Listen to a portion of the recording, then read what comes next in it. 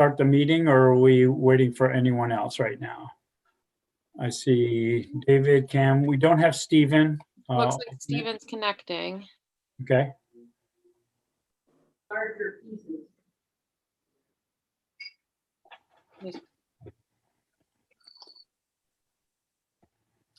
Says he's connecting to audio.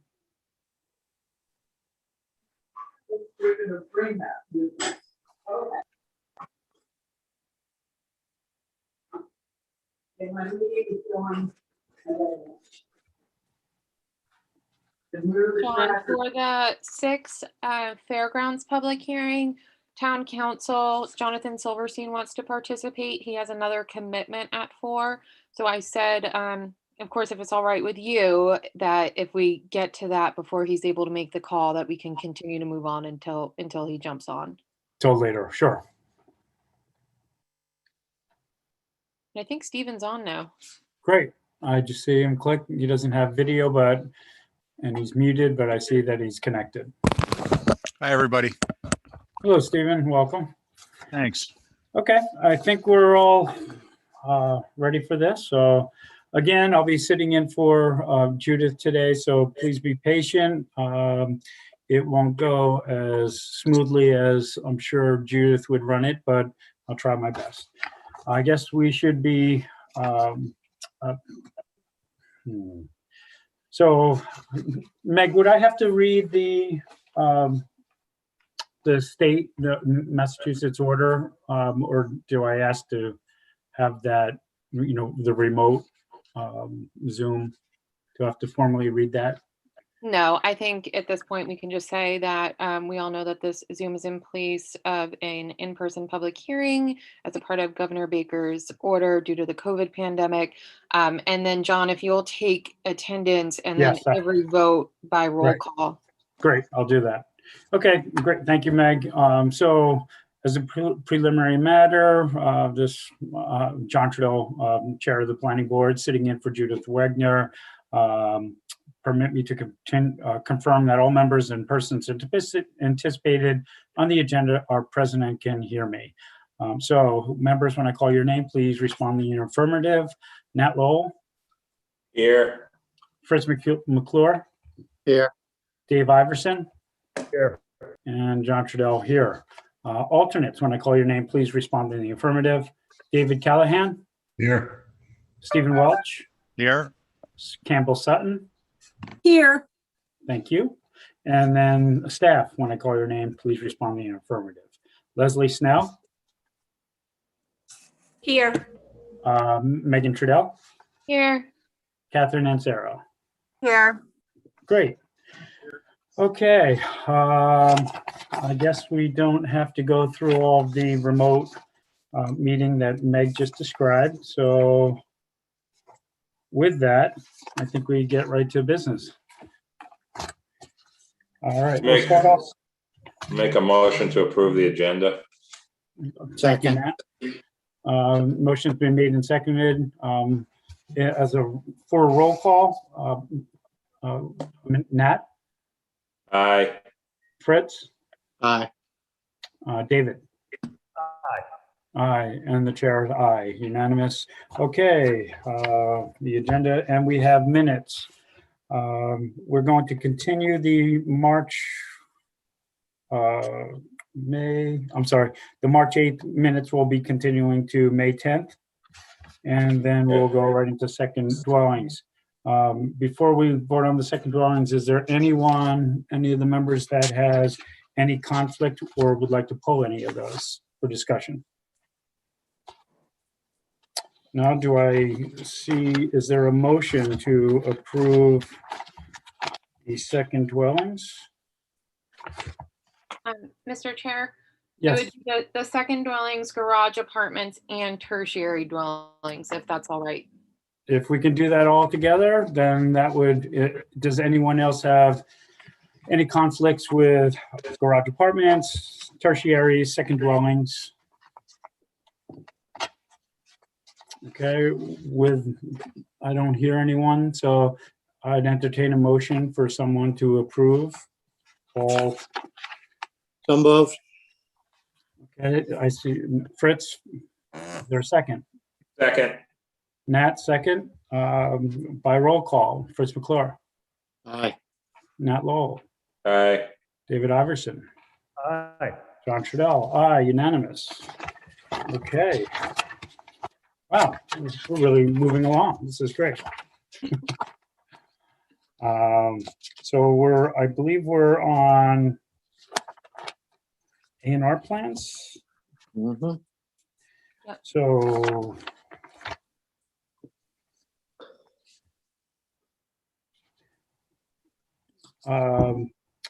Meg, if I may, we're looking to approve all the A&R plans with the exception of 49 Fairgrounds, which will be voted on at the public hearing. Is that correct?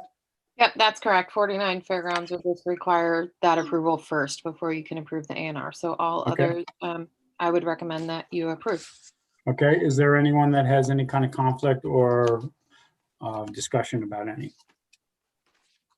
Before we continue, John, Sure. Mr. Chair, did we do the apartments and the tertiaries as well, or no? We did that in We the did? overall I second. wasn't dwellings. sure if we were just doing just the second dwellings with that motion, so sorry No, about I that. started with the second dwellings and then Meg asked if we could do the second dwelling apartments and tertiaries, and that's what we approved. Okay, great. Perfect. Thank you. So we're at the A&R unless someone has anyone that they'd like to pull or for discussion. I would entertain a motion to approve all the A&Rs with the exception of 49 Fairgrounds Road. So move. Second. The That was motion's been Dave. moved by Fritz and seconded by Nat. By roll call, Fritz McClure, Aye. Nat Lowell, Aye. David Iverson, Aye. John Trudell, aye. Okay, thank you. And now I believe we're going on to previous plans. If it's okay with you, Mr. Chair, I will bring over the applicant for this in case you have any questions. Okay. First one that we're looking at is Champion Rentals on 11, 13, 15, and 17 Tomahawk. Okay, Meg, who is the applicant and who is representing? We have Brian Glowacki, represented by Linda Williams. They're before you today for a minor modification to validate the construction of office space on the site. As a condition of the original special permit decision, the construction of an office space at a future date is allowed by the board without holding a public hearing. They've been working with a registered engineer as well as with our building commissioner to bring the structure into building code compliance. So once it has become code compliant, it will no longer fall under the definition of storage container and will fall under the definition of a structure. Okay, and board members? Any Just questions? I guess the first time I've seen this, but so what's involved in making a storage container code compliant? My Maybe that's- understanding, Fritz, is that it would have to go through the building department and file the proper permits as far as bathroom, but we can also speak to the applicant as what they're actually doing to the unit. Yeah. Meg, do you have Brian or Linda? Maybe somebody would like to comment on Fritz's question.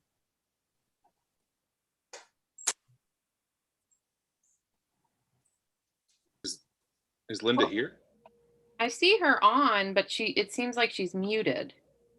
Well, if I can just jump in, I've had a lot of conversations with the building commissioner about this, and I know that they have framed out, cut out windows, doors, so it has adequate egress, ventilation, plumbing, wiring, everything it takes to make a building a building. They're just basically using these as metal frames to start. Okay. Anyone else board? I'm satisfied. Okay. So we don't have to open this up for a public hearing. If the board is happy, is there a motion? Motion to approve with the staff, with 1, 2, 3 and the staff conditions. Second. Also, I think Nat with the Oh, okay. conclusion. Yeah. That the request does not materially affect the findings and conclusions upon which the planning board's previous decision to approve the development was based, and therefore shall be allowed without a public hearing. That's usually your job, John, so I was Okay. waiting. All right, you'll keep me in line. Okay, with that, we have a motion. Is there a second? Yep, second. David seconds. Nat made the motion. David second. And roll call. Nat, Aye. David, Aye. Fritz, Aye. Chair votes aye. Thank you. It's approved unanimously. Excuse me, John. Yes, Cam. I just have a quick comment. Because oddly, I was watching, well, Mom was watching the telly the other day, and in Bob Villa thing, and in Florida, they're utilizing these structures for housing. So I thought it quite interesting to see this with the, the Office. cut windows and doors and everything. So that was a very creative. Thank you. Yeah, I've been seeing these in different residences, made for residences throughout the country. In remote areas, it's easy to transport and set. So I guess the big question was the modification and as it met with all the building restrictions. So thank you very much. Apparently, they're very good for hurricanes. Well, hopefully we won't have to worry about that. All right, the next one. So next we have 2 Francis Street. Let's see if Brian Swain is here, but this is the approval. I'm not seeing him on. It's just an approval to endorse the legal documents that went along with this subdivision at 2 Francis Street that was recently approved, and 2 of the 3 lots to be released. So by 2 of the 3, meaning the roadway lot and 1 of the buildable lots. Okay. So my recommendation is to go ahead and approve to endorse that. Board, any questions, discussion? Hearing none, is there a motion? Motion to endorse. Second. Motion's been made by Fritz and seconded by Nat. Roll call. Fritz, Aye. Nat, Aye. David? I read lips. I believe you said aye. I'm sorry, aye. John, aye. Okay, unanimous 4-0. Next one, Nantucket Investment Holdings, 24 Miacomet Road. So this is also a Form J lot release. The applicant has already put up a substantial amount of funding into an escrow account to cover the cost of any remaining work. Since that last Form J release where they put up the money for the escrow account, that there hasn't been any changes. So Ed went back out there to review. His opinion is that so long as we have the funding still, that it's good to be released. Great. Board members, Wow, we go. anything? Is there a motion? Motion to approve. Nat Sorry, made the Dave. motion. Go ahead, Dave. Go ahead, Dave. I'll second Dave's motion. Dave made the motion, Nat second. Yep. I make- Roll Thank you. call. Dave, Aye. Nat, Aye. Fritz, Aye. John, aye, unanimous. Thank you. And we are on to public hearing. It looks like 2 Mayflower has a request to continue until June 14th. And then we go to 6 Fairgrounds Road. Do we have to vote on that or not? I would, and then also 10 Cliff Road has requested to continue, so you can just Do those together? both of those. Yeah. Yeah. Great. I'd make a motion to approve the request to continue 2 Mayflower Circle and 10 A and B Cliff Road. Great, Second. thank you. Motion's been made by Fritz and seconded by Nat. Roll call, Fritz, Aye. Nat, Aye. David, Aye. John, myself, aye. Thank you very much. Appreciate that. Just, Mr. Chairman, just real quick to staff, the extension, the action deadline is April 30th on 10A. So is that going to automatically get changed, or do we have to do anything with that, Leslie? Yeah, we'll get the applicant to sign an extension that I'll file with the town clerk. Okay, thank you. Thanks, Nat. I see the first one had an action deadline of the 15th of June. That was a good pickup on the 30th of April. So Meg, I think we're looking at 6 Fairgrounds. Is that? If it's okay with you, Mr. Chair, I don't see town council on yet. He did tell me that he had an engagement till around 4:45. If it's all right with you and the board, if we could move along to maybe 49 Fairgrounds Road and circle back to see if he is able to attend then. Great. Would you just like to monitor when he is able to chime in, and then we'll add him? Absolutely. Okay, so. Next one. So we are moving over to 49 Fairgrounds Road. And this would, I believe we'll have to activate a alternate. Is that correct, Meg? Yes. So David, if you're available, would you be interested? I'd like to activate you for 49 Fairgrounds Road. Fine with me, Mr. Chairman. All right. Any of the applicants, or Meg, would you like to comment? This is. Let me bring over Sarah Alger. Hold on just a moment. She is representing the applicant. While she's coming over, I will say when the chair opens the public hearing for public participation, those of you that wish to participate that are watching at home, if you have not registered for the meeting, you can go ahead and do so by clicking the link below the YouTube feed or by the link listed on the agenda. Once we get to public comments, you can go ahead and use the raise your hand function, and I will recognize you in the order in which you've raised your hand.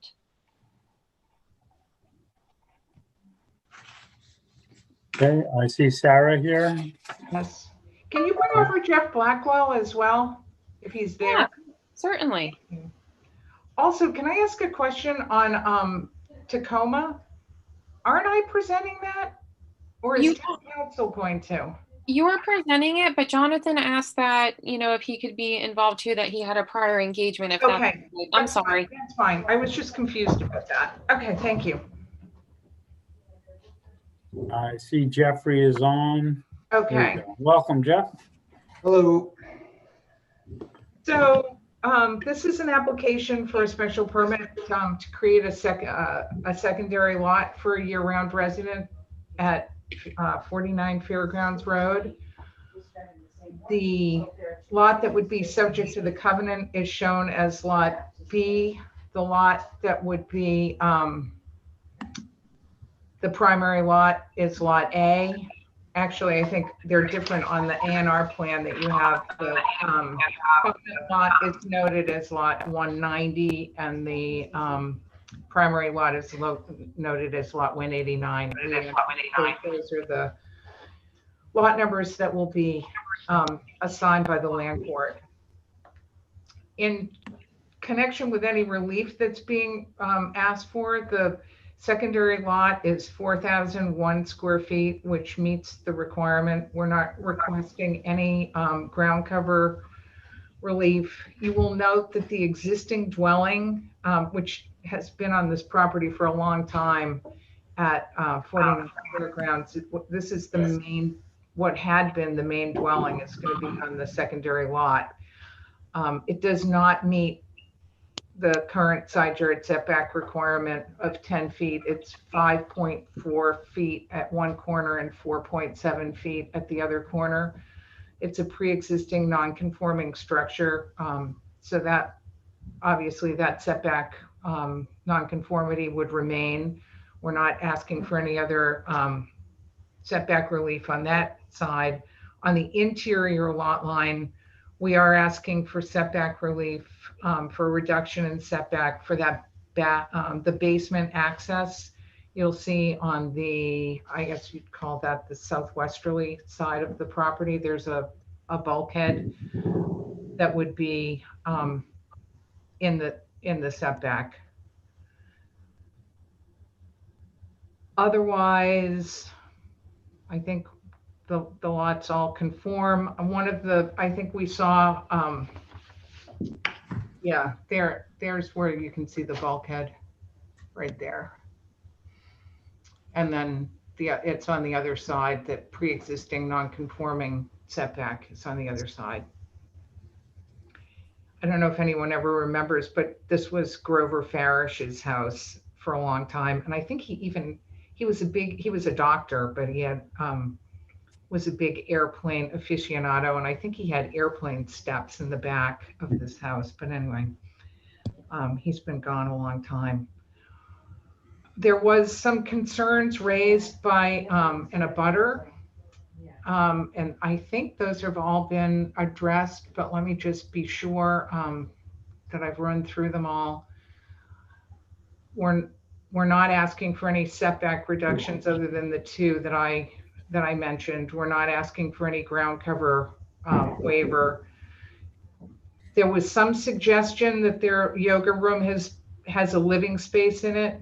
That is incorrect. There's no living space currently in the yoga room. It's the yoga room itself is on the first floor, and then there's an artist studio, which literally was an artist studio on the second floor that's often used for Pilates.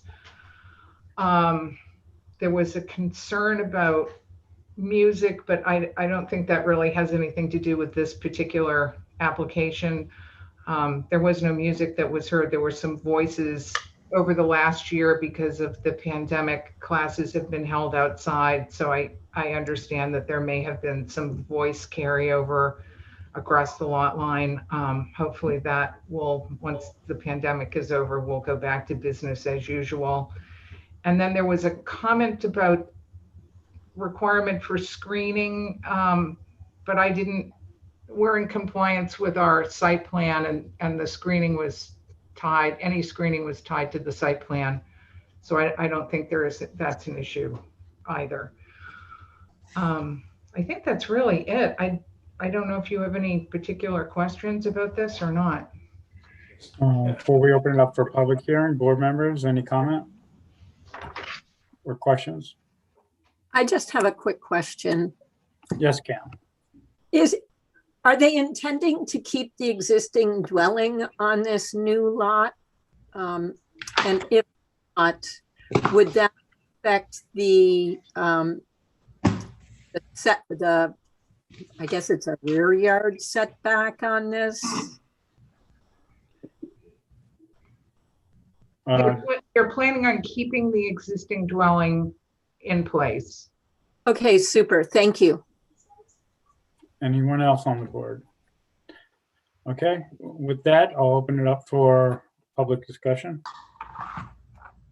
Okay, so we have Robert Bates.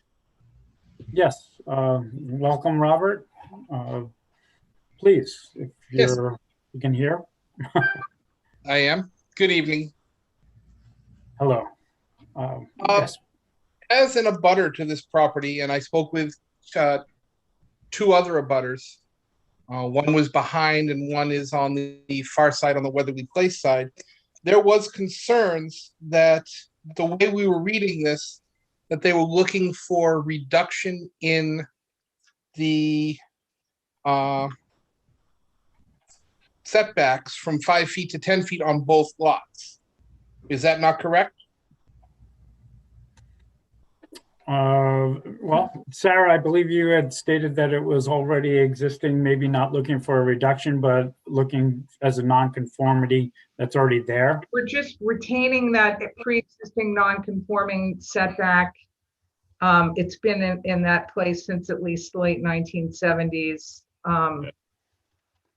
And then we're seeking that reduction of the side of the setback just on the interior lot line. Yeah, that's common with a pre-existing. Right, so it was just, we're actually not entitled to a setback reduction on any other lot line, but we have the pre-existing non-conforming setback of the existing structure, and then the request for the interior lot line setback reduction on the southwest for that bulkhead. So for lot A, there would be no request for any reduction in lot line or for the purposes, so they'd be able to build within 5 feet of the lot line on the rear if they decided to put another dwelling in there. That's Just the that's interior. correct. I just do want to point out that the existing dwelling on lot A was built under the prior zoning, so it has a current setback of 5 feet.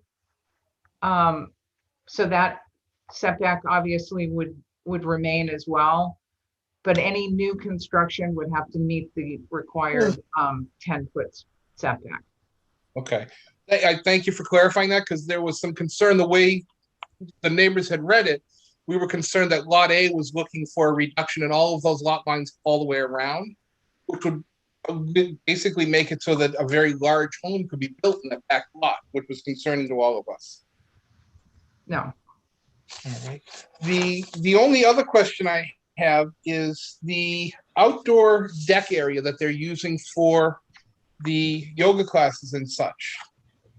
Do we know, because I haven't been able to get into the building department to determine it, was that permitted, and was there ever anything held for that so that it could be done, like with a special hearing or anything? Maybe that falls outside of planning board. If it does, I'm sorry. No. Leslie, would you be able to answer that in the past? I'm not sure I completely understood the question. Is Bob referring to the deck on the back of the structure? What I'm looking for is where they're holding the yoga classes. That deck on the back with that's covered with a roof over it, like a gazebo style roof. Right. Was that permitted, and was there a hearing for that?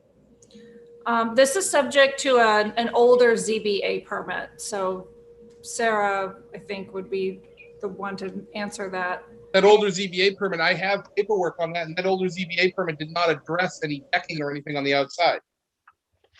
That deck was a temporary structure put up quickly because of COVID, and that won't be continuing.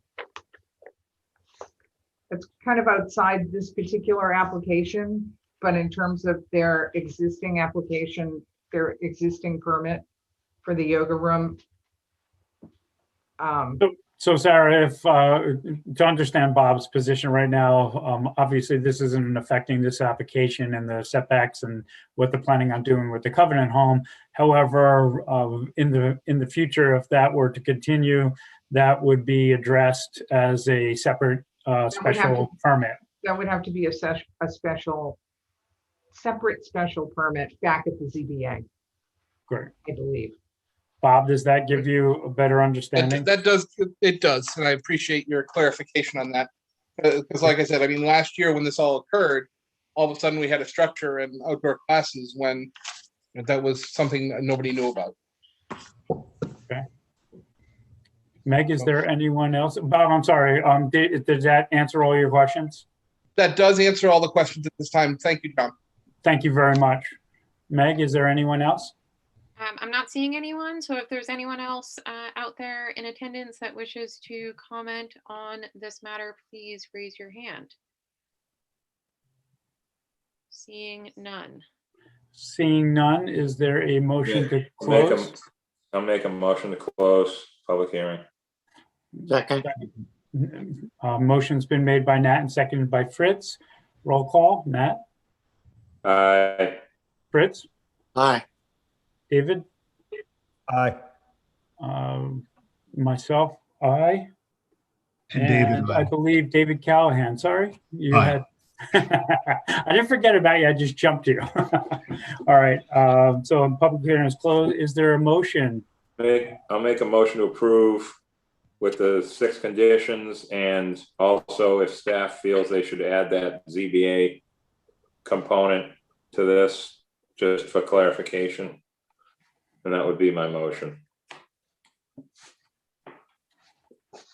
In Okay. advance of the proposal, Matt?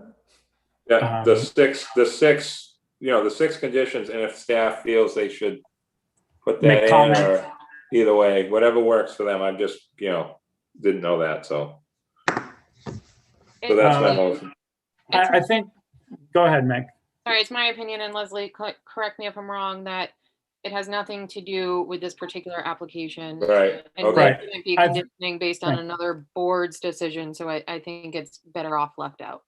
okay, perfect. Then the six, then, that would be my motion. Okay. David, did you say you seconded that? I do second that, yes. Okay, motion's been made and seconded. Roll call, Nat, Aye. David, Aye. Fritz, Aye. and David, Aye. and myself. Aye. Thank you very much. Two Davids is getting you, John. Yeah. Now, I believe with that, we have to approve an A&R. Yep, Is there? make a motion, I'll make a motion to approve 49 Fairgrounds A&R. Have the number. The number is 030120. Okay, thank you. Is I there a second? believe that is, no. Yeah, David, second. Motion's been made and seconded. Roll call, Nat, aye. David, Aye. Fritz, Aye. David C, Aye. John, myself, aye. Thank you very much, all. Thank you very much. Thank you, Sarah. Next one, Mueller, Nantucket Associates on North Mill Street. Is there, I don't believe I have to sign an alternate for this one. So Meg, is there a applicant for this? Yeah, let me find Art Gasparo. I see Mr. Miller here. Hold on. Art Gasparo on the call.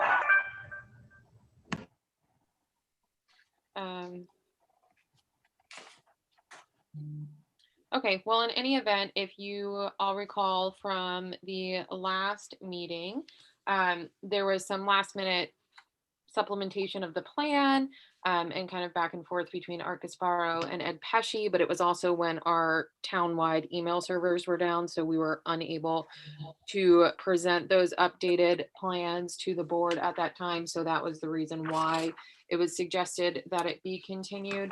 Included with your packet was the updated plan showing the 2 lots at the end of the roadway versus the initial 4 lots that were submitted. Ed Pesci has reviewed the plans. Art has addressed all of his concerns. So my recommendation would be to go ahead and approve this application with the findings and conditions outlined in the staff report. Board members.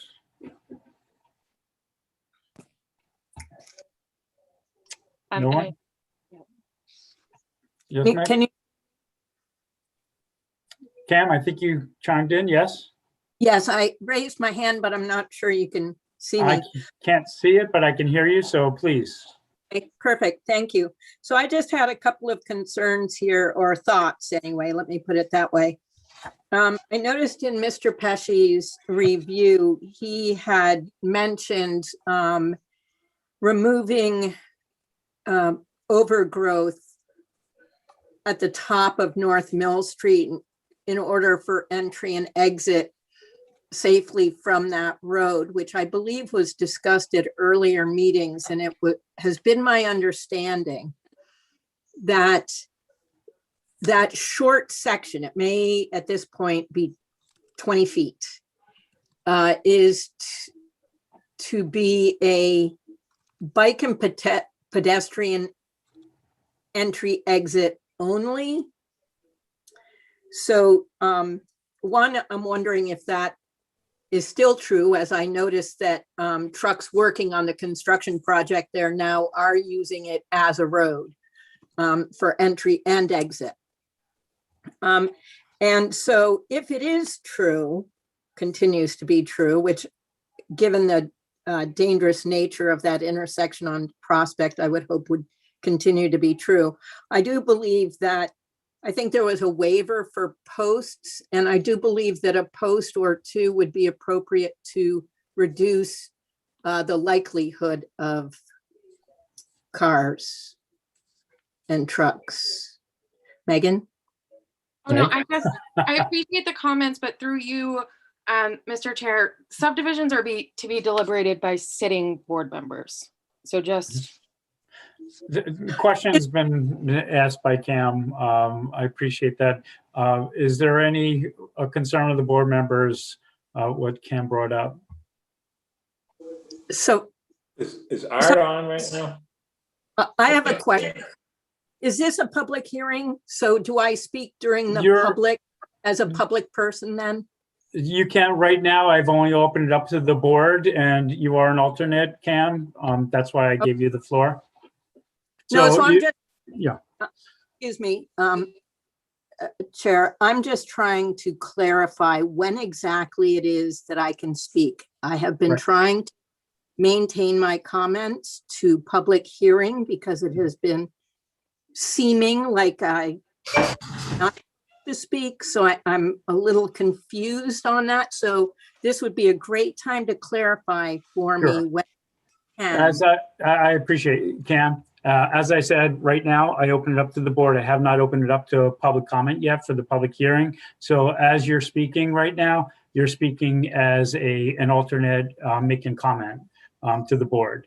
When I open it up to the public, if you choose to speak on behalf of the public, then I will notify that you, or you can identify yourself speaking as a resident instead of a member. But right now, I have not opened it up yet, so you're speaking on behalf of the board. Okay, super. Thank you so much. Sure. So I, one other thought, which I've brought up over the years. There's also the bike path idea for not having to include a bike path, which I understand, but I'm sort of wondering whether this development would be willing to contribute some funds to bike path improvements or maintenance in the area. And I know that's not a requirement. I'm just sort of throwing it out because I know in some areas, developers do contribute funds to bike path. So I'm throwing that out there and I appreciate your time. Thank you, Cam. Meg, were you putting up your hand before? No? Okay. Any other board members, comments? David? You're on mute. No, I mean, my understanding on that is, right, they can access that for construction, but it will be pedestrians and bikes only after that, I think is my understanding. And even if it's just pedestrians and bike, the brush definitely needs to be cut back there. It is a scary place to walk out, ride out, all the above. So I think that was my understanding, and if I'm wrong, then let me know, but I think that's what we agreed on. Can the board hear me? Yes. Just through the chair, Fred. Yes, Mr. Mueller. I didn't open it up to a public hearing yet, and I'll give you a chance to speak. I just want to make sure the board members do not have any other questions before I open it up. Thank you, Mr. Chairman. I just unaware of technology and how it's operating, so. Okay. Any other comments from the board? Yeah, just John, Sure. Mr. Chair, just a second. Is Art, are you on? I see you there, your little picture that you got. There you are. Welcome, Art. That's really tricky with this stuff. All right, I was kind of talked to one of the foreman guys there the other day, just happened to be stuck where somebody was towing a car out of someone else's driveway. And I got to stop there for a little while and talk to them. It looks to me that they're pulling in only there and driving out towards, Miss Ham's field there, whatever we're calling it now. It looks like, it doesn't look like they're turning those trucks around and driving out into that nightmare. I mean, they're taking their lives in their own hands doing that, to be honest. I think they're driving in and then sort of going out the other way. Is that? I mean, that's something it's gonna come up. Somebody's gonna bring this up. So I thought I would just get it off the table as soon as possible. Through you, Mr. Chair. Yes, Art, please. The few times I've been there for some construction staking, that's what I observed, but I can't tell you that there are protocols in place that are, that's mandatory. And to the comments related to the subdivision itself, because it was only the 2 lots, in this part of this subdivision, and there's been other work, which has been in the process with the family and the town related to North Mill, we didn't actually propose as part of this subdivision work to that intersection. Okay, I think I understood that. I'm just looking at it from just a perspective of the amount of stuff that's going to be happening here. If they're driving in and just sort of parking, sort of aiming down the hill, that makes sense. But if they try to turn around and drive out there, I mean, something's going to happen. It'll end up looking like, somebody should have done something or something. That's all. I think it would be good if they could be just. My thought is to just make sure that they don't try to come out, but going in is totally safe. I have a question, Leslie, if I may. A question for you from a legality standpoint. Do we as a board have the power or right to designate a one-way, or at least when you pull out of the development, have a one-way to make a right only? Maybe not from Prospect, but just so that it's not a two-way exiting out onto Prospect. I am just trying to pull up the plans right now. So North Mill is private. So was your question about coming out of the subdivision road onto North Mill? Well, yes, because from that point, coming out of the development, you would need to the right of that to be two ways, obviously, but going up from there, just to have the one way coming down from Prospect so that you don't have to worry about ever exiting onto Prospect. Well, that may impact other property owners along the way, not just this particular subdivision. Mm-hmm. I think you could certainly, maybe include some signage for exiting this subdivision road. Okay. But again, they're not proposing any work out on North Mill. There's some other things that are happening. So that might need to be, a little better vetted before throwing in a condition. Yeah. I think it's pretty self-explanatory. I think they can all figure it out. I'm just thinking about the summer and, no big deal, whatever. Anyone that tries to pull out of there onto Prospect is either just arrived on the boat yesterday or, is just not paying attention. So I think they're going to figure it out. I just think we should try to encourage it through the applicant. That's all. Great. With that, I'd like to open it up and first call on Mr. Mueller to maybe comment on a couple of things discussed. That's me, not my brother. This is Fred Mueller. Oh, Fred, yes, please. Mr. Yes. Chairman. There's a long history of our thinking about this and in fact, living with what was simply a very constricted dirt road. The only thing we ever did as a family was enter there. We never exited there. My mother placed a renegade one-way sign down at the bottom of the dirt road. That was never put there by the town. My mother renegaded that in. The thing we do have planned for, and the thing that we have told all of the people who have bought lots from us, with Jeff Blackwell's assistance, we have a very complete and mature plan to create an apron up there, a Belgian block or paver apron, setback We would clear all the existing scrap out of the way. We would arc some lines of privet down into an inset apron. There would be grass landing on either side of the apron so that pedestrian traffic would have a way of safely standing beside the roadway to look up and down the roadway and cross over to the continuation of either the bike path. Our idea was that we have always welcomed pedestrians and bicycles, but we don't want to encourage additional automobile traffic. And so the signage would read private way.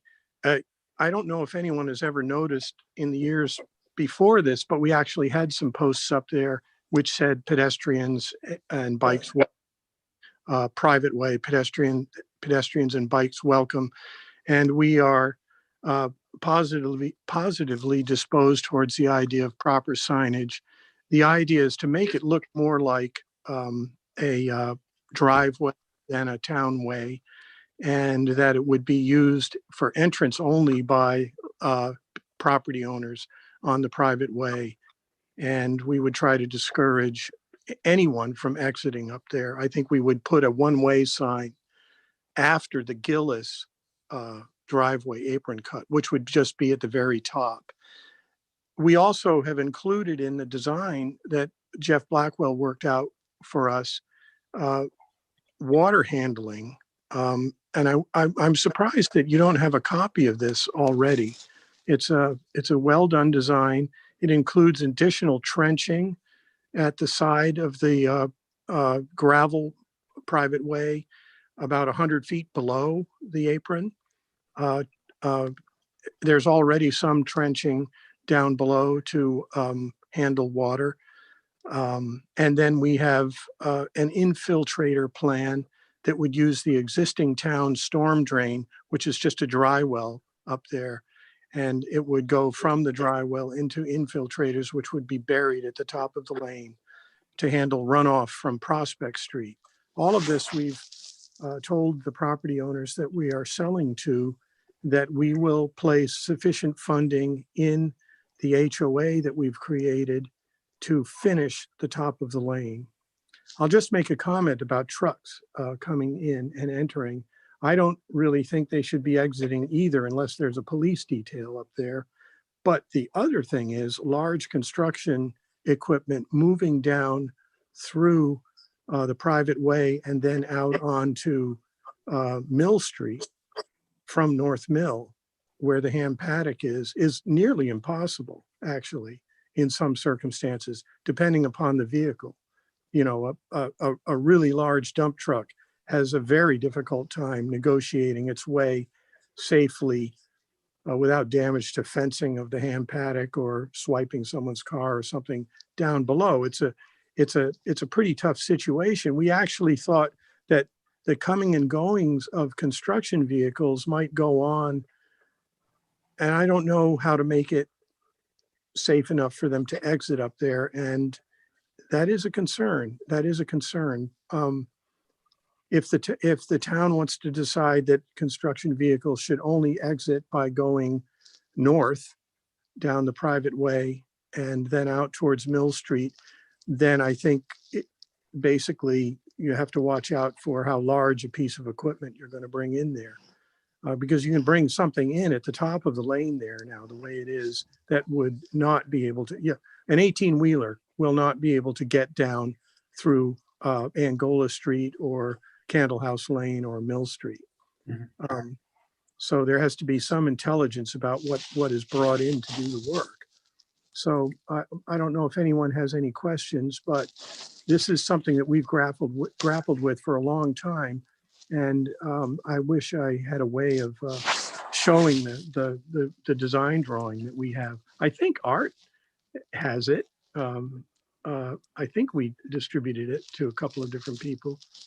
Anyway, I'll just hold my further comments. Great, thank you very much, Fred. Anybody, Art, I see your hand up. Sure, if I could, Mr. Chair. Sure. Thank you very much, Mr. Mueller. To follow up on that, the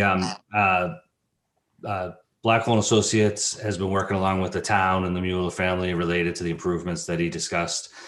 Given that this subdivision was just for 2 lots, restricted to just 1 dwelling per lot, we focused all our work, infrastructure, catching all the water just to the property and stopping at North Mill Street.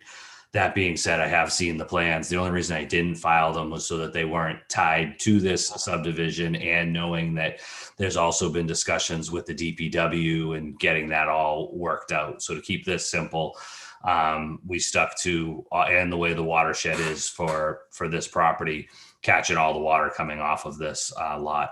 But further to the point of the traffic flow and the safety concerns, what we could offer would be a condition of no left turn out of this subdivision. So in other words, as you leave the road, which is proposed for these 2 lots, a condition in the decision that says no left turn will be allowed. And then that could be worked out, whether it's the thing that makes the most sense to me is a sign, sort of like was referred to just opposite of the driveway that you're leaving, or the new road that points one way going to your right, going north towards North Mill. That way there, nobody coming out of this road can take a left and go out to Prospect. And that, I hope would address the concern related to the subdivision, which is before you tonight. Great.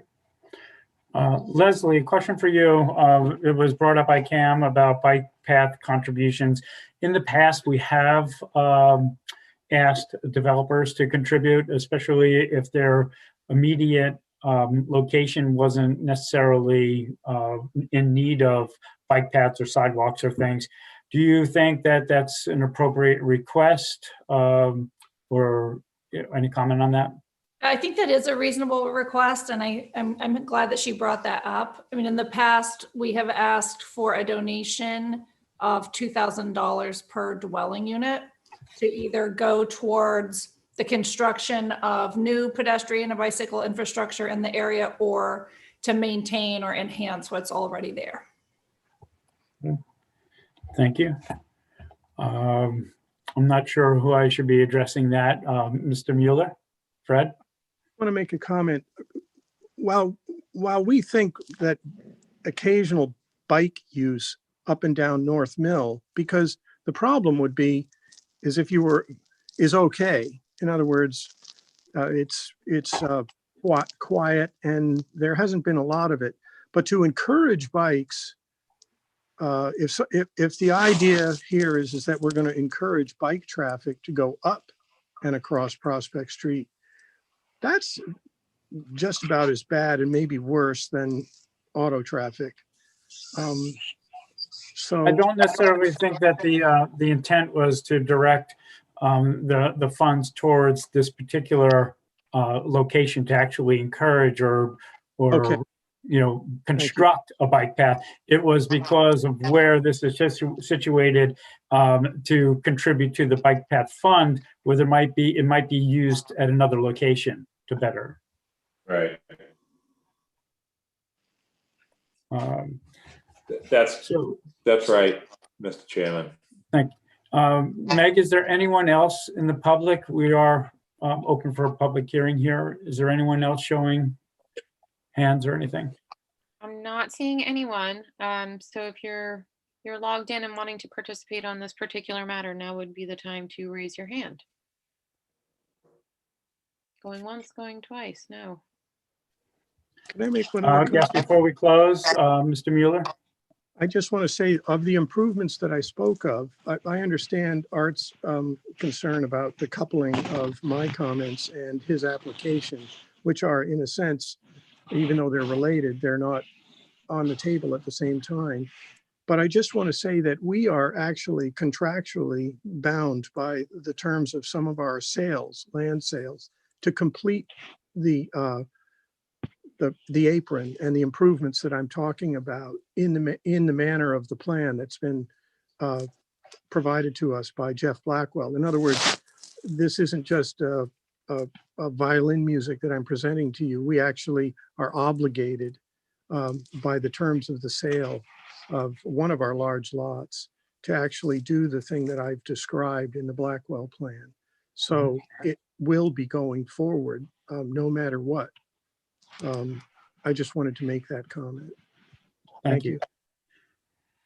Art, your hand? Just to the bike path contribution, certainly for these two lots, the standard contribution as a condition is acceptable. Great, thank you. Board members, if we have no one else in the general public, is there a motion to close? Fritz, you're on mute, but your hand is up. Does that mean you want to make a motion to close? Yes. Okay, there's a motion to close. Is there a second? Second. Okay, on the motion, first Fritz, seconded by David Iverson. Roll call. Fritz. Aye. David. Aye. Nat. Aye. Myself, aye. Okay, on the merits, is there a motion? I believe there were two additional comments that were added in. One was for the no left turn out of the subdivision, and also with the acceptance of the $2,000 per dwelling unit contribution to the bike path added to the other 7. So is there a motion? Chair, I'd make a motion. First of all, I guess the finding that the In harmony? yeah, the proposals in harmony with the general purposes and intent of the bylaw, and the motion to approve would be subject to the 7 conditions set forth in the staff report, plus the 2 additional conditions you just mentioned that we've discussed. Thank you. Is there a second? Second. Okay. David Iverson, second. Okay, roll call. Fritz. Aye. David. Aye. Nat.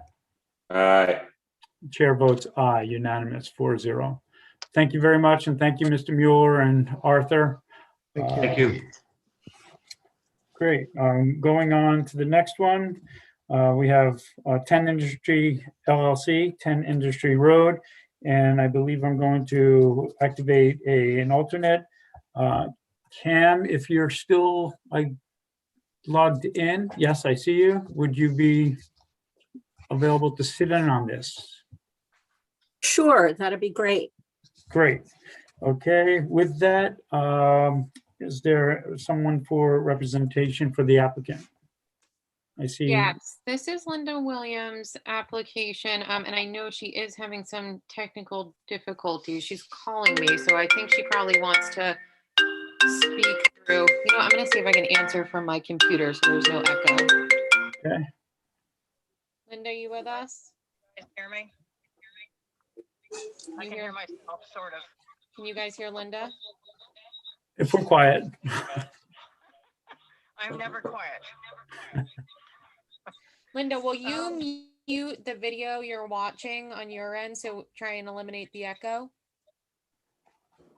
don't know if it'll work without losing you. That's the problem, is the sound on this thing. Okay, hold on. I did. Okay, great. Okay, I That's better. disconnected it, Great. but I can't hear what they're saying. No one's saying anything, that's why. Read my lips. All right, I can't hear what they're saying, and I need to hear what their questions are. Okay, let me try and call you from my cell phone instead of answering from my computer. Hold on. All right, want me to hang up? Yes, but keep your thing on mute.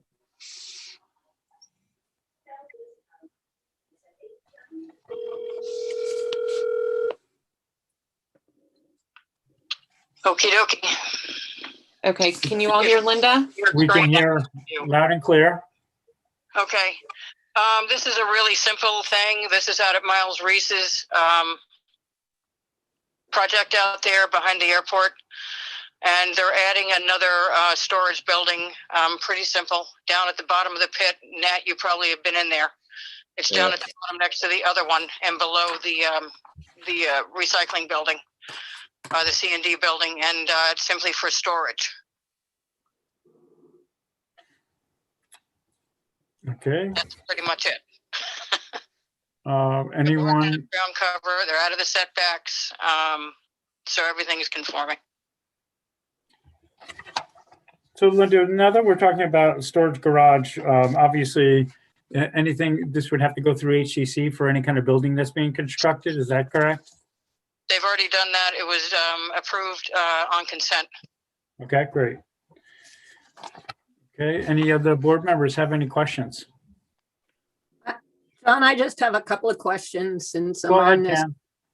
since I'm on this to vote. I noticed in Mr. Pease's letter, he had two recommendations, and I'm just wondering, one was about site details of the Hall Road perimeter fence, drainage, silt collection, and the pond relocations, as well as construction details of the proposed concrete apron, et cetera. And I'm wondering if either those have either been addressed or whether they are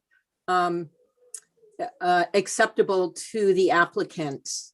Meg, I believe your hand is up. Had a conversation Hold on, with Linda. Pesci. Linda, hold on. I know you can't see me raising my hand. You can, yeah. Mr. Go ahead, Meg. Chair, through you, I actually spoke with Mr. Pesci this afternoon shortly before the meeting. There has been some communication between myself, Mr. Pesci, and the applicant, where he's comfortable that these changes just be notated on the plan and submitted to him prior to really building department level review. Okay, my main concern was the pond relocations. As long as those are acceptable to Mr. Pease, then I'm fine with that. Pesci. Pesci, sorry. Great. Anything And we else? spoke directly to, we did on Friday, spoke directly to Ed. And some of the stuff isn't within this jurisdiction. It's under building department review. And we've been in constant contact with Paul Murphy as well. Great. Okay, I think I'll open it up to the, unless board members, you have any other questions? No, hearing none, I'll open it up to the public hearing. Meg, I trust that you'll see if there's anyone interested in commenting. I'm not seeing anyone from the public with their hands raised. Okay, hearing, Motion to close public hearing. is there a second? Motion's been made to close by Nat and seconded by Fritz. Roll call, Nat, Aye. Fritz, Aye. Dave Iverson. Is that a yes, Dave? Aye. Cam Sutton Aye. and Chair I. Okay, on the merits of the application. Make a motion to approve per the one condition from staff. Second, anyone? I'll second. Cam seconds. Roll call, Nat, Aye. Cam, Aye. Fritz, Aye. Dave, Aye. and the chair votes aye, unanimous. Thank you very much all. I'm here for the next two also. John, or Yes, Mr. Chair, Fritz. Mr. Chair, sorry. You can call me I'm John. just wondering, we skipped over, I know Linda's got quite a few here in a row, but I think we may have Sarah waiting in the wings on that earlier one that we skipped over. I think And I see Sarah, but I don't see the other gentleman from Tacoma. Meg, were we expected to be joined by another person? So we have quite a few people on the line from Tacoma Green. Let me bring over Marquez. I mean, if it's okay, I'll let it be Sarah's call or your call through Sarah. I'm not sure. We were expecting Jonathan about 20 minutes. Yeah. I'm not seeing him on the call. So I know Well, Marquez did Jonathan give you any indication of when he might be able to join? Is that, an hour later or 3 hours later? He said that about 4:45 he'd be joining us, and I'm not seeing him on the call. So, Sarah, would you, I'll ask you, would you like to proceed with that, or would you care I'm to happy wait? to, I'd like to proceed before the end of the meeting, but I'm happy to wait a little bit. Okay, let's I give don't it a wanna little, preclude Jonathan. longer. It's good that you checked in, Fritz. Thank you. Yeah, We'll I give another appreciate 15 that. minutes to see if Jonathan comes through. Thank you. All right, with that, we're going on to Leeward Realty Trust, 3 Perry Lane, and I will have to activate another alternate. Stephen, if you're around. Yes, Stephen? sir. Okay, you are activated. Thank you. Okay, Linda Williams, I believe you're representing. Is there something you'd like to address, to present? This is another simple one. It's a long-standing commercial structure. There's come up recently an issue where Von Campen's partner in another business unrelated to this site bought a bunch of mulch on pallets on the Cape at a closeout sale from somebody who was going bankrupt, and they brought them over and put them in the back and waiting for him to come back from vacation to put them where they needed to go, and there was a complaint made for all of 10 seconds. So what we all decided to do in the office was to come in and just designate a small area in the back on this commercial property, next to commercial properties, for outdoor storage. He'll contain it with a some sort of fencing. I'll have to go back to the HDC for that, but just designated a small area in case this happens again. So that's why we're here, and I know Megan has something to say. So Mr. Chair, just to add on to that, the use that's being requested here for special permit relief is actually the exterior storage and warehousing. This property is currently located within the RC2 zoning district where that use is only allowed by special permit. It should be noted that this is subject to a zoning change that's planning board sponsored that will change the zoning to C-Tech, assuming that the voters vote for that zoning change at town meeting. That use will then become allowed by right. So it's kind of just a matter of housekeeping, if you will, for the next couple of months to keep them in compliance with the zoning bylaw. Thank you. Board members, do you have any comments, discussion, questions? Mr. Chair, I have Yes, a quick question, just that the proposed 18 by 30 space seems to block 1.5 entries. So I don't know anything about the building. Maybe it's all open plan on the inside so they can drive in and out anywhere, but I was just a little concerned about the blockage there. Linda, do you? The entire building, and the required parking spaces are not included within the building. So he can block that space. It's his space. Okay, thank you. Okay, no other questions? I'd like to open it up to the public. Meg, I trust anybody raising their hand. Mr. Chairman, I'm going to reserve a right to make a comment if this other person decides to speak. Okay. I'm not seeing any members of the public with their hands raised at this time. Okay, with that, is there a motion from the board to close? Motion to close the public hearing. Second, Second. anyone? Motion's Second. been made to close by Fritz, seconded by Nat. Roll call, Fritz, Aye. Nat, Aye. David Iverson. Aye. Okay, Stephen, Aye. and Chair I. Okay, on the merits of the applicant. Is there a motion? Oh, excuse me, wait, before we make that motion, Leslie, I see a hand. Mr. Chairman, I do want to suggest that you include a condition about fencing in the storage area. Ms. Williams stated that they would be amenable to that, and I happen to be very familiar with some complaints from an abutter, so I think that would help alleviate those going forward. Now, with that addition, Leslie, just have a question. Would that carry through if there was a zoning change in the next couple of months at annual meeting? Would the enforcement of the fencing and the conditions still be carried through with the new zoning? I don't have the bylaw open, but I think exterior storage has to be screened no matter what, whether it's by special permit or by right. Yes, right. We have to screen it. It's part of the requirements. Well, then we'll add it for the record. So, okay. Did we closed? So we're looking for a motion now.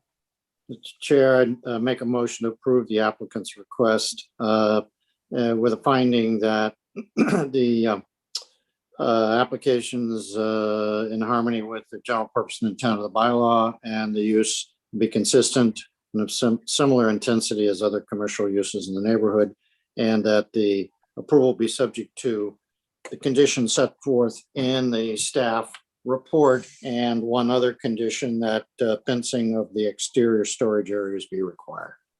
Thank you. Is there a second? Second. David, second. Roll call. Fritz? Aye. David? Aye. Okay. This is Stephen. Aye. Nat? Aye. Chair votes aye. Unanimous. Thank you very much. Thank you. I'm here for the next one. Great. All right. The next one is John and Nan Breglio, 52 West Miacomet Ave. We've seen this. I'm going to activate David Callahan if you're available. David. Great. Okay, Linda, would you like to present? Pretty simple, cut and dry. We came before you guys. It's in the Morelands Management District to put a pool and expand an existing deck, because the pool was going in the deck to keep it off the ground. You guys granted that request.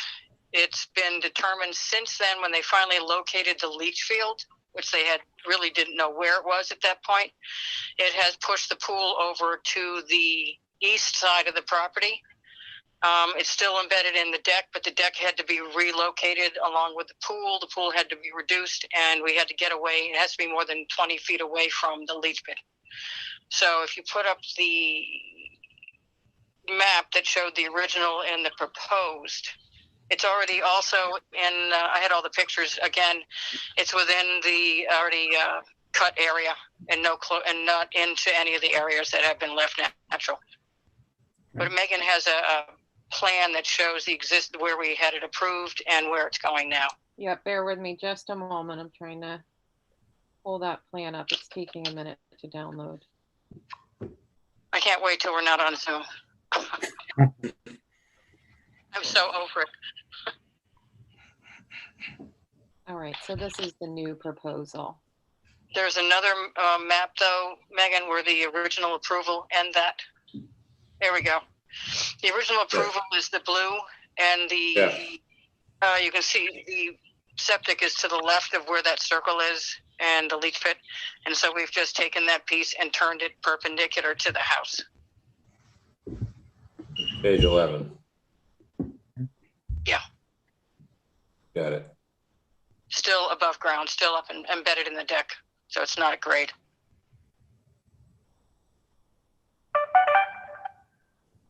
Okay, board members, comments, questions? No. Okay, then I'm going to open it up to the public. Oh, sorry, David, yes, obviously. Sorry, I'm fumbling here. I can't get back on and see everyone. We can see you.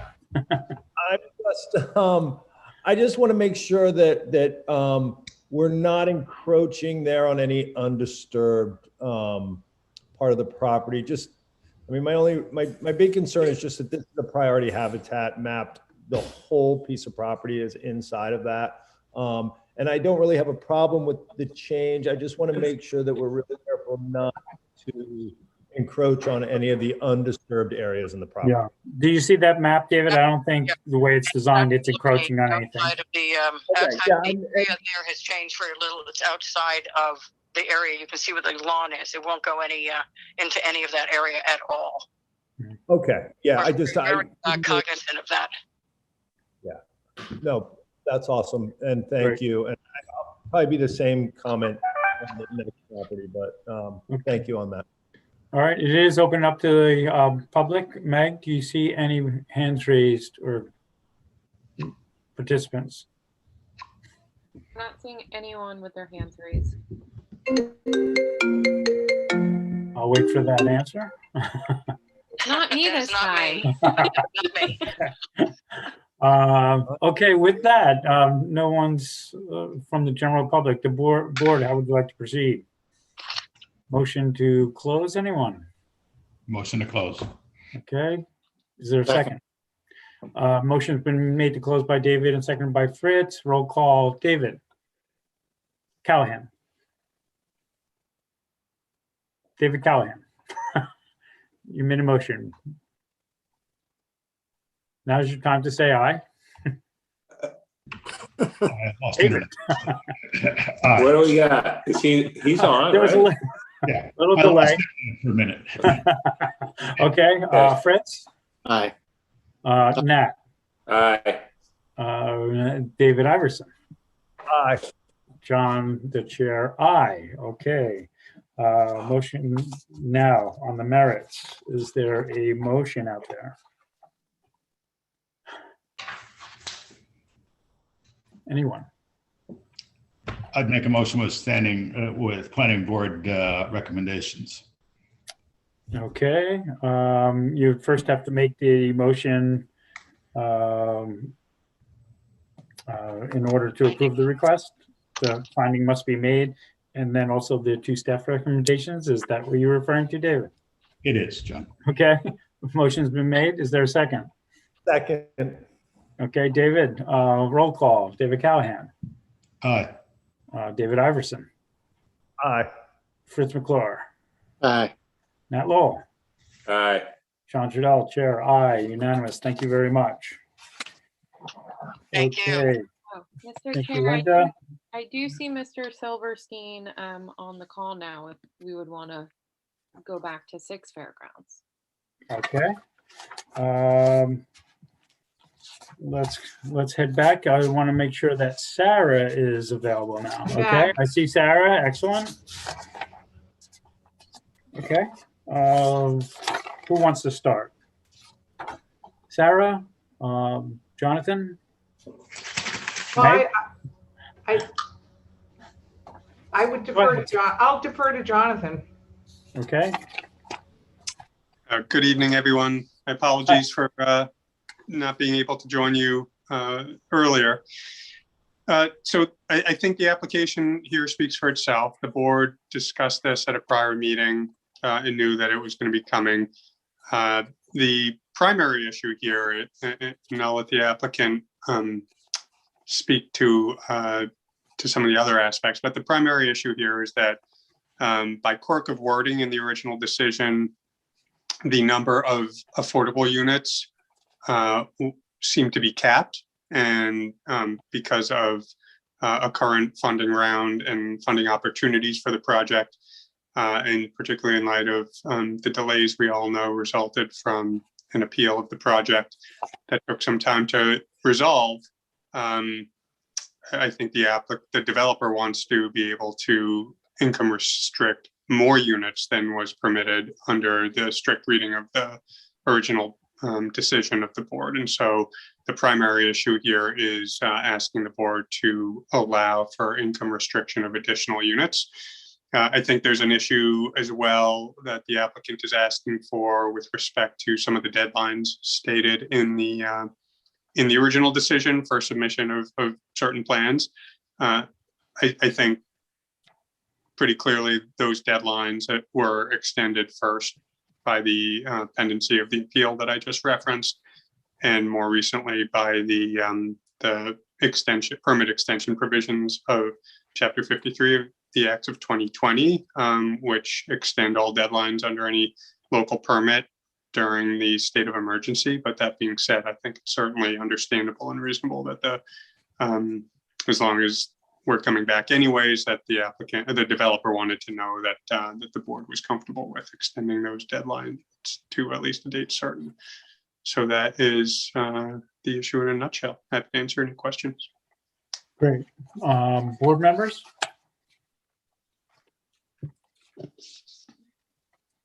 No, Mr. Chair, did you activate? I'm just looking.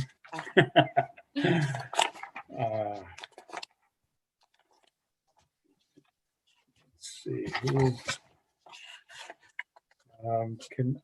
let's activate Stephen on this. Stephen, are you around? Ready to go. Great. Okay. Questions, comments, board members? Hearing none, I'll open it up to the public. Meg, please let us know if anybody raises their hand. Not seeing any members of the public with their hands raised. Okay. Move to close the public hearing. Second. Motion's been made to close by Fritz, seconded by Nat. Roll call, Fritz, Aye. Nat, Aye. Dave Iverson? Is that an aye? Okay. Stephen Welch? Aye. John Trudell, aye. Okay. On the merits. Motion. I would move to approve the applicant's request, the finding that the proposals in harmony with the general purpose and intent of the bylaw. I don't think there were any. Let's second that. Okay, motion's been made and seconded by Fritz, seconded by Nat. Roll call, Fritz. Aye. Nat, Aye. Dave Iverson, Aye. Stephen Welch, Aye. and chair votes aye. Unanimous. Thank you. Thank you very much. Good night. Thank you, Jonathan. Thank you. Thank you for showing up. Happy to All be right. here. On the next, we have James Riley, 2 C Fox Circle. I will be activating another member. Campbell, are you available? I am. There she is. Wonderful. Okay. Is there anyone to represent the applicant? The applicant, Mr. Riley, is on the call. It looks like he's just joined us. If he can unmute. I see. Yes, Mr. Riley. Sir. Is there anything you'd like to talk about or? No, I agree with the recommendation and I have no problem complying with it. Great. Thank you very much. Board members, questions? I did have one question concerning this for the new curb cut. I was just wondering, what is the distance, because it's not on the site plan, the distance from the corner intersection to the new curb cut? Because it looks a little short if someone were, reversing out, but. And is there a stop sign at that intersection? Oh, there is no stop sign at the intersection. And it is probably just a guesstimate about 30 feet off the corner. It's a radius there, as you well know. I'll just look at them. And again, obviously, my main concern is cars coming out, without a need to stop. There could be an issue with a vehicle when it was reversing. But that Hey, was could my you own. pull up this? I don't know if we have this plan, just because we have a couple of comments. I just wanted to put a plan to the comments.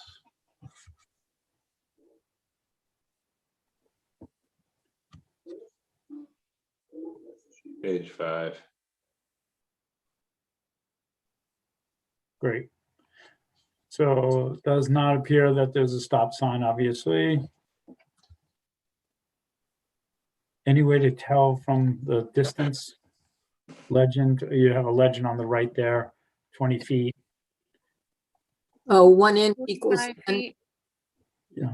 The length here from the last one would be 45 feet. So, there. Well, the scale says 1 inch equals 10 feet. Yeah, so you see that scale on the right. Is that satisfactory to you, Cam? Where it's positioned?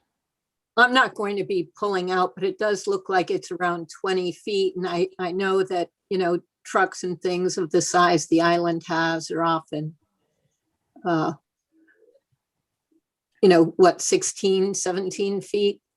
And so was it possible to move it more to the water meter? Just to give it a few more feet away from the intersection? Well, I guess it probably would, but I don't think anyone wants to be driving over the top of a water meter. No, I didn't over the top of the water meter. It looks like there may be, 5 to 7 feet Well, let's put it this way. Mr. Riley, would you be opposed if we moved it closer to the water meter it appears that the 5-foot legend would be appropriate where it wouldn't be driving on the water meter? 5 feet isn't a problem. Okay. Cam, are you okay with that? Yeah, I think that would be great. Just Great. trying to think traffic safety is all. Resolved. Perfect. Make that note. Thank you. Okay. Is there anyone else, Meg, that you see in the public with a hand? Not seeing anyone with their hands raised. Okay. With that, is there a motion to close the public hearing? So moved. Cam makes a motion to close. Is there a second? Second. Nat seconds. Roll call. Cam. Aye. Nat. Aye. Dave Iverson. Aye.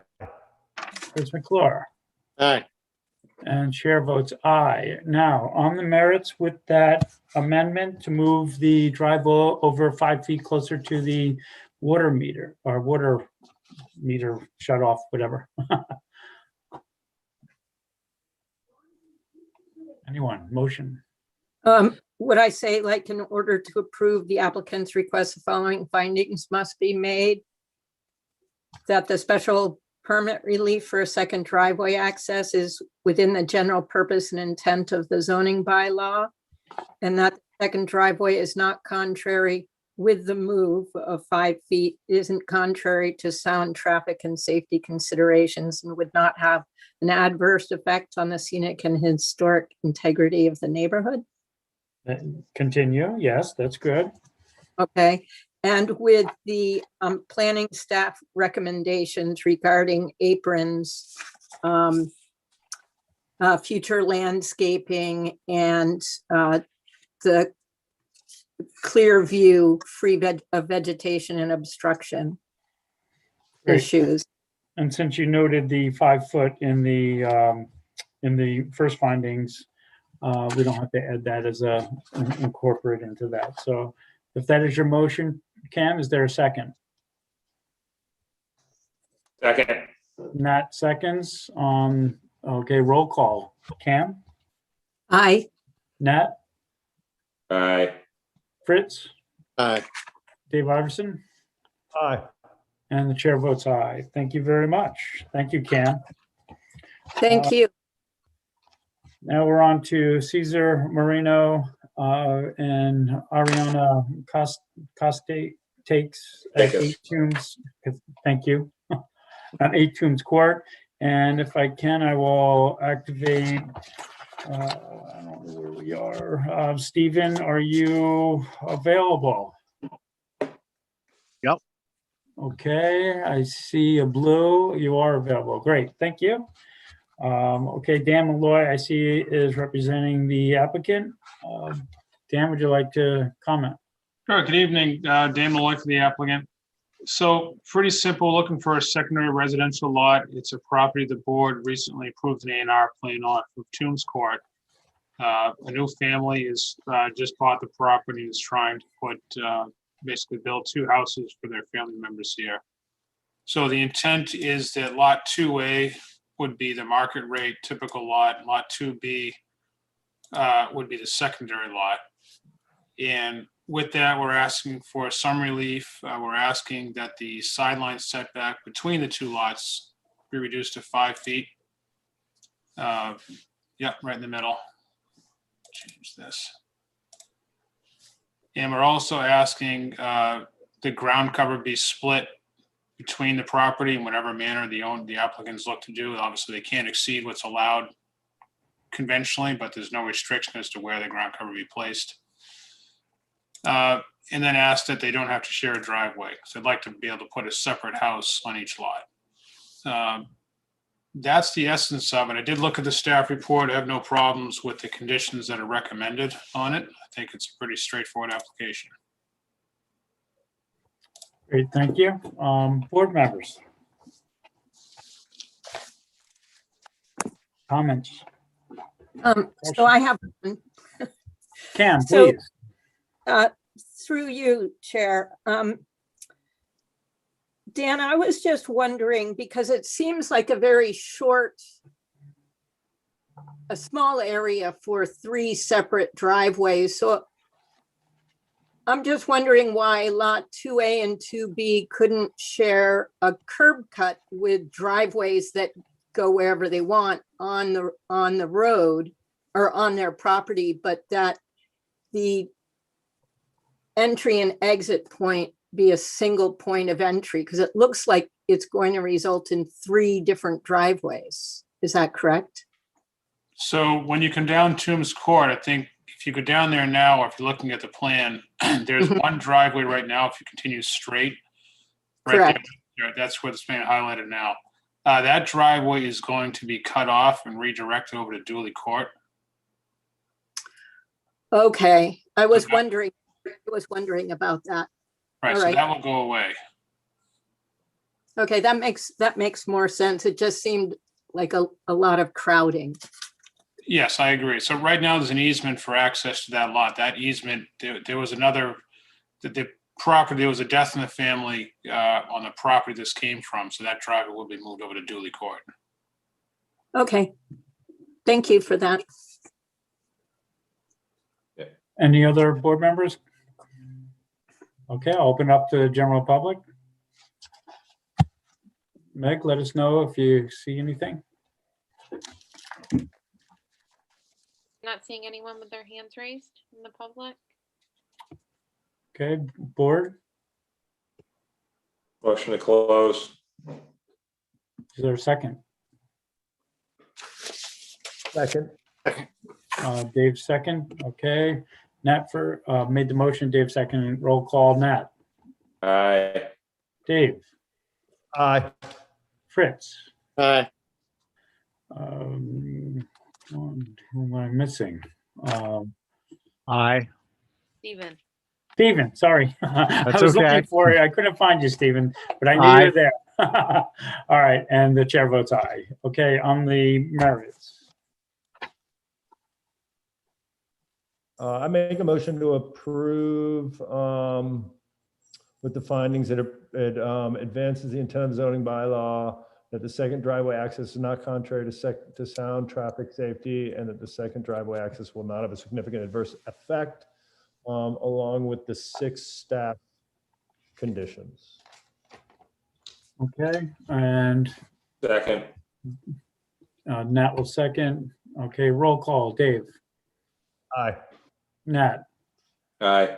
Fritz, Aye. Steven, Aye. and the chair votes aye. All right, unanimous. Thank you very much. Thank you, Dan. Thank you. Okay, next, La Barca Realty Trust. This is 52 Burnell Street, and I don't believe I have to activate any alternate for this one. So, Dan Malloy, I believe you're still up. Yeah, good evening again. So 52 Burnell Street, the board looked at this a couple of years ago. I'm not sure if anybody can recall this one. Mhm. So there was when you first looked at this, there was a very long shared driveway between 52 and 50 Burnell Street. At the time you looked at a preliminary plan, we were in discussions with the neighbor at 50 Burnell Street to try to share a common access so that both parties could continue the driveway that was there and then subdivide off of that respectively. Those discussions did not work out. If anyone's been out there since then, the abutter at 50 has decided to build their own driveway separately, unfortunately. So now 50 Burnell Street is cut off from this as a split rail fence. So there's no longer a shared driveway situation available. That came to be at the time that discussion was happening. And I think after the preliminary meeting that the board voted on, some of the abutters to the south on Plainfield talked to the abutter at 50. And between whatever discussions they had, the shared driveway access was abandoned. So because of that, we're now back before you with the original plan that the board saw back in 2019. Right there. So what we're looking at is basically a single 16-foot wide, 12-foot gravel drive with shoulders on it. So we've got 16 feet of accessible road. going down about 300 feet to create 2 oversized lots. The property is zoned R20, so it's zoned for 20,000. We're only doing 2, so we've got 1 lot at 40,000, 1 at just over 38,000. There is room technically for further subdivision, but that's not proposed. I know that's in the staff reports, one of the conditions is no further subdivision without board's review. So certainly I'd expect that to be in place. The property is served by water and sewer. There's septic out there now, but sewer is in Burnell Street, so we'll bring in sewer for the lots. We are requesting some waivers to do with roadway size, right-of-way. We're asking for some relief on stormwater, stuff that the board has typically granted in the past for something this small, especially given the light that the property is already developed, the driveway is already in existence. We have also received some comments from Ed Pesci, very minor in nature, to the point. I think a couple of comments have to do with some clearing out on the street, which we've already called for on the plan. And then he had a question if we could regrade the road one direction or another, and we can certainly do that. It's not a problem. So it's a 2-lot subdivision with a 300-foot gravel road. If we could have done it differently with the neighbors, we would have. We also were going to explore, there was a question, I think, at the time to do with the rear lot subdivision here, but that's not allowed in this district, so we couldn't do that either. So what you have here is essentially 2 oversized retreat lots. Yeah. Great. Any question from the board? Yeah. No, without any questions, I'll open it up to the public. Excuse me, Yes, Mr. ma'am. Chair. I'm so used to saying Madam Chair that I just lose myself. when I call you, Mr. Chair.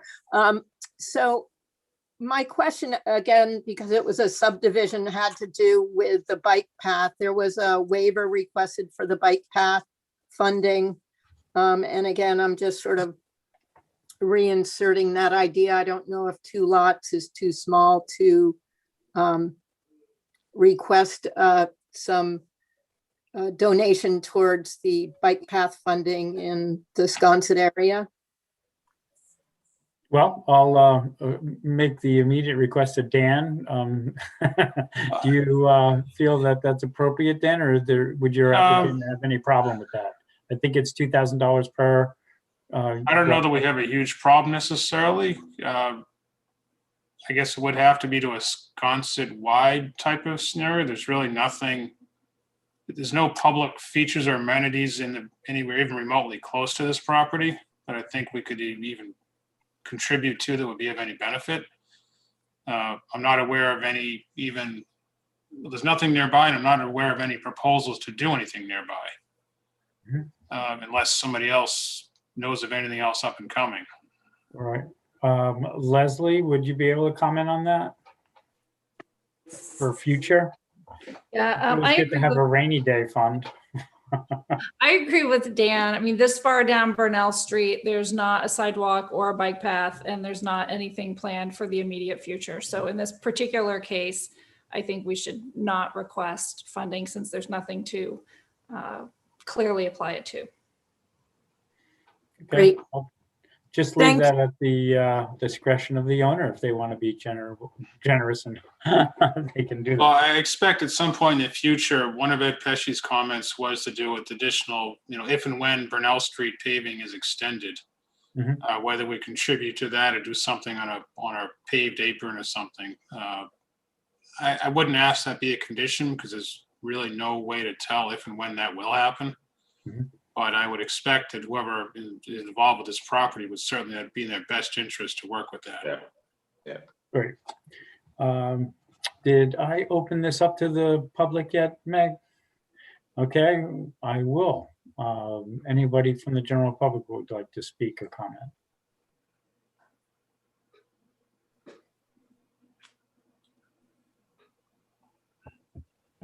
Hearing none. Board, how would you like to proceed? Make a motion to close the public hearing. Is there a second? Fritz, second. So motion has been made by Nat and seconded by Fritz to close the public hearing. Roll call, Nat, Aye. Fritz, Aye. Dave Iverson, Aye. and chair votes aye. And now on the merits, it seems like there's a pretty good amount of findings and staff recommendations. Yeah, I'll make a motion to approve the applicant's proposal and declare it's in the harmony with the general purpose of the intent of the bylaw and the 8 conditions. Did we add anything else, Megan? I We think there didn't, was a right? minor clearing and also the regrading of the road, if I'm not Okay, mistaken. right, Ed Pesci's thing. Yeah. And before Dan, you close, got your hand up. yeah, Dan? Just a quick rewording maybe on condition number 6. Mhm. Connection of both lots to sewer before a lot is released. Could that be How about- just reworded that the sewer be constructed or made available to lots? Because one of the lots may be vacant at that point in time, so maybe nothing to connect it to. Okay, That's all I'm Okay. asking. that was the Alright. intent of it anyway, so I think that's Right. fine. Okay, so the wording will change upon staff, number 6, for the Yeah. connection of the sewer. Okay. Okay, And and did we, add the grading. right, and the clearing and the minor clearing in the street? Yes. Yeah. Okay, is there a second? That's- I'm sorry, second? Fritz? Okay, roll call. Nat? Aye. Fritz? Aye. Dave Iverson? Aye. And the chair votes aye. Great, thank you very much, Dan. Thank you. All right, next applicant, looks like Lori Geddes at 13 Evergreen. Paul Santos, I believe if you're around, Paul, he was representing. And I don't believe I have to activate an alternate, so. Paul, I see that you're logged in, you're on mute. You have the floor if you'd like. I am here. Thank you for joining us. Go ahead. Thank you. On behalf of the property owner and applicant Lori Geddes, we're before you tonight with a Form B definitive subdivision plan and application. Property is located at 13 Evergreen Way. It's a lot area that is currently zoned R40, part of the Evergreen Way area that was rezoned some years back from 80,000 to 40,000 square feet.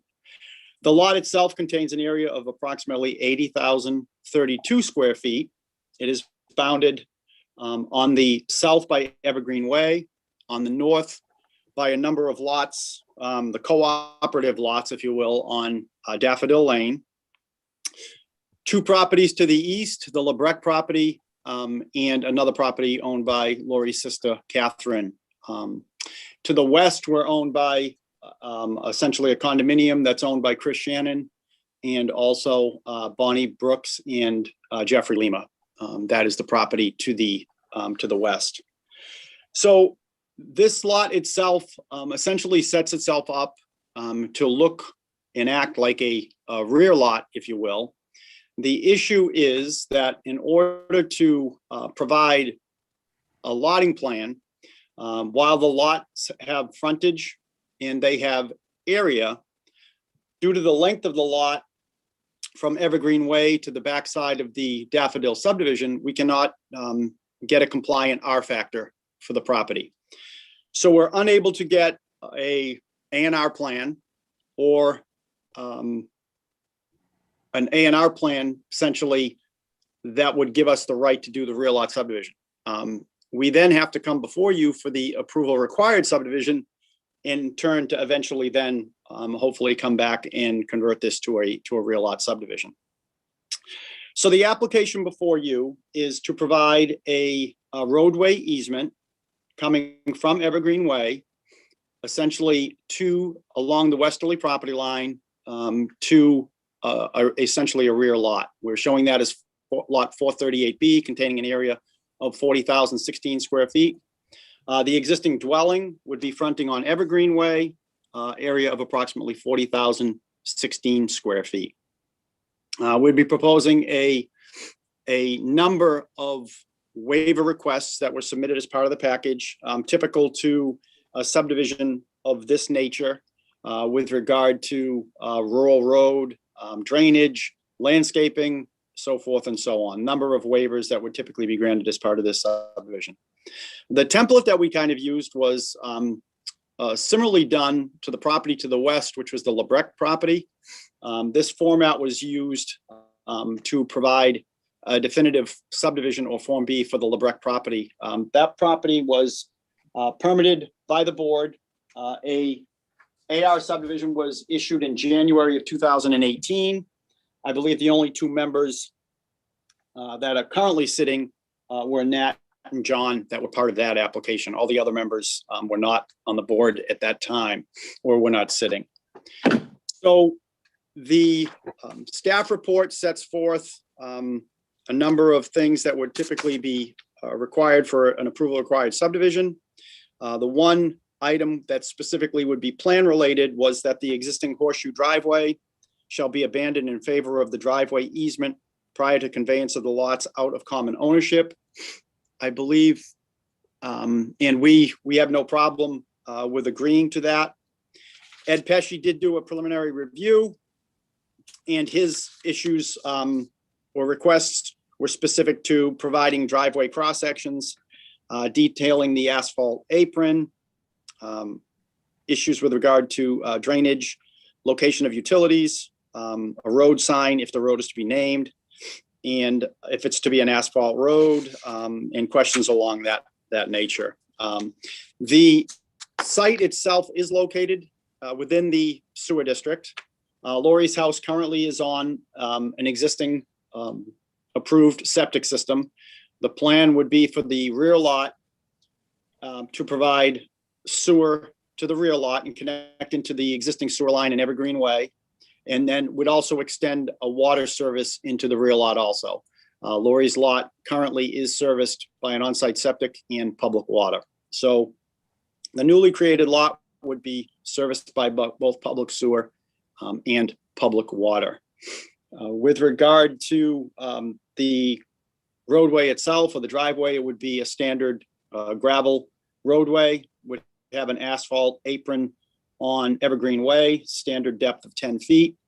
And then again, based on staff recommendation, would be eliminating the horseshoe driveway component and eliminating essentially 2 curb cuts and bringing the entire site with 1 curb cut and 1 access drive to serve the structures.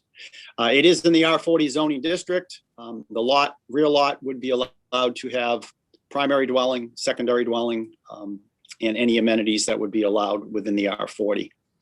I'm happy to answer any questions that you may have. Again, kind of the reason we're at the point we're at now is only because of the size or the length of this lot and the fact that getting an R factor to work it does not work in a typical case of this situation. Whereas you have a lot area, you have enough frontage, we just can't get the R factor to meet the regulations. And I'm happy to answer any questions that you may have. I believe Lori is on the call and is available if any questions should arise. And I'm happy to answer any questions that you may have. Fritz, please. Paul, just so I understand, looking at the plan, is the front lot, the square footage on the front lot is just over 40,000 square feet. Is that inclusive of the area of the easement, which is about, I'm sorry? Yeah. I'm sorry, go ahead, Fritz. Yeah. So, all right. So Go the ahead, answer, we'll let you finish. Okay. So here's my technical question. If I understand the way you just responded, I'm not sure if this were a rear lot subdivision or is going to become a rear lot subdivision. I thought some time ago we adopted a interpretation that the area of the access road that the minimum lot size would have to be made it could not include the area of the roadway. Go ahead, Leslie. Leslie. All right, Fritz and I are kind of on the same page on this one, except slightly off. I think, Fritz, what you're referring to is a conversation the board had about modifying the bylaw to restrict out the strip of land that would be used for the driveway easement. So that didn't happen. But I did want to bring up the Lebrecht decision, and I overlooked this when I reviewed Megan's staff report on Friday. But the Lebrecht decision, which Mr. Santos referenced, does have a condition in it about excluding the roadway easement area from the portion of the lot that would be counted towards the ground cover, which is kind of what you're getting at, Fritz. And I think if you're inclined to approve this, that you should include a similar condition. And there's also a condition in the Lebrecht decision that the easement area has to be dedicated for roadway and is, therefore unbuildable. So I think that's really important. If you're going to use that for access, you have to, fully commit to that. Leslie, while you have those decisions, was there also a decision in there to limit what you can do with the lots as far as a house, a secondary, a house and a tertiary, the number of units instead of having availability for all three, even though I know it's a decent sized lot of an acre, almost a buildable acre?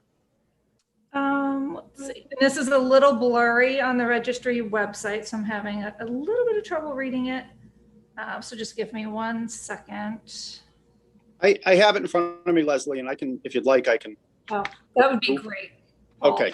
So the Lebrecht decision granted the waivers, the typical waivers. Let's see. So I'm going to start at number 3. That the 20-foot wide roadway easement located within the bounds of Lot 1 shall be dedicated for roadway purposes and shall be unbuildable. That the lot area of the road easement shall not contribute towards the overall lot area for the purposes of calculating allowable ground cover on Lot 1. Allowable ground cover upon Lot 1 shall be 10% of 35,048 square feet based on the result of subtracting the area of the roadway easement, 4,962 square feet, from the total lot area of Lot 1, 40,010 square feet. The frontage and access utilizing the interior roadway shall be limited to lots within this subdivision. This restriction is based upon the significant waivers granted for interior roadway improvements. Any further modification of this condition shall require a public hearing. That all lots shall be connected to municipal sewer and water system as soon as the connections are extended and made available. That all lots should be prohibited from further subdivision. Minor lot line adjustments which do not result in the creation of any additional building lots shall be permitted through the approval not required process. That the required or necessary infrastructure improvements shall be completed within 2 years from the date of definitive plan. That all lots shall utilize the interior roadway for access. That all final plans be submitted, so forth. That all final plans submitted upon completion will show adequate frontage and the regularity factor for each lot. That a fence shall be erected to provide separation between the roadway and the lot. And that the deadlines contained in this decision shall be modified by so forth. And so that's a standard one. So there was no restriction on primary, secondary, tertiary, or anything to answer your question, John. Okay. Also, the question, as you read number 3, or I think it was Paul, there was something with no further subdivision. Is that inclusive of covenant subdivision? If we were to approve this and then later on each of the individual owners came forth and wanted to put a covenant and a covenant, you'd actually be subdividing it again through the covenant program. Does that exclude that? Leslie, I'll defer to you, but in my opinion, I would say yes. I mean, it says no further subdivision. No further subdivision means no further subdivision. So if you want to allow covenant lots to be created, you should not put that condition in. Or you could say, no further subdivision unless covenant lots are created, or some specific language like that. I think when we hear that term subdivision, Leslie, we think of, like a zoning change or real subdivision. A covenant is technically the second dwelling rights. So maybe we could word it like, no further division of land other than covenant or residential lot, special permit, whatever the language should be for that. We can definitely update that. Yeah. That makes sense. Okay, any other questions before the board, before I open it up? David? I just had one question, and you might have covered it and I missed it, but in Petchy's number 3, he's questioning whether there's legal frontage or enough legal frontage. What does he mean by that? Well, he's talking specifically about the creating a roadway easement as opposed to a defined street line in which the roadway is excluded from the lot. You'll notice the easement does have 75 feet of, if you will, frontage on the northerly or the southerly boundary line of the rear lot. So the roadway easement is basically, you're approving an easement as opposed to a solid street line. And it gets back to the issue with the lot area. Thank you. Can I just make a comment, John? Sure. I mean, this is just, I'm not specifically, well, it just general as I look at kind of trying to understand, put my head around a subdivision that it is a subdivision, a 2-lot subdivision with an easement versus a 3-lot subdivision, 1 lot of which is the road, in which case you would clearly exclude the road from the definition, from the minimum lot size for one of the lots. So to me, I don't know what the subdivision statute specifically provides or requires, but it seems to me that it's just a way around having a minimum lot size. If you say we're going to do it as an easement as opposed to a lot, which doesn't, in my lawyer's mind, isn't consistent. And so I just have a concern about the legal requirements, whether I simply have the concern as to whether the board, if we approve this, is meeting the actual legal requirements of the subdivision law. And I'm no expert in it, and I don't know the answer to that, but that's my concern. Okay, thank you. Any other board members before I open it up? All right, let's see if there's anybody in the public that wish to comment. We do have one member of the public, Rachel Gates. Okay. Rachel? When Rachel comes on, I don't see her yet, but hello, welcome, Rachel. Hi, can you hear me? Yes, we can. Welcome. Thank you very much. Hi, thanks for listening. So I am a butter on the back end of 13 Evergreen, so I'm on Daffodil. And I did actually write some comments to the board about my objection to the subdivision. And I feel like those written comments really fully explain my objection, but I just wanted to summarize a little bit about subdividing, creating another buildable lot in this area, potentially with multiple dwellings. We're going to increase population density, increase strain on resources with the change in the easement driveway road situation, alter traffic patterns. And just ultimately, I think that we're getting onto the kind of that slippery slope of really affecting the quality and the character of the neighborhood that we love so far. So those are my comments. I'd just like to thank you guys and the board for your consideration. Thank you very much, Rachel. Thank you. David, I see your hand. Yes. My question was, I take it the existing house lot is not going to be added to the sewer system where it was next door? Is that what I'm hearing, Paul? Well, currently, I think Lori's intent would be to, utilize the septic system until such time that it would have to be connected, whether either by this board or by the Board of Health. I mean, the sewer right now was stopped. I believe it is further up the road. It's not essentially in front of the property at this point. Whereas if the sewer came down the road and was in front of the property, typically there's a mandatory connection requirement. We'd be extending the sewer down Evergreen to get access to the back lot. So I don't think that a specific requirement that until such time as the septic system was in need of replacement, that it would need to be connected to the sewer. David. But you are bringing sewer down to the lot. And that driveway easement is actually on the lot.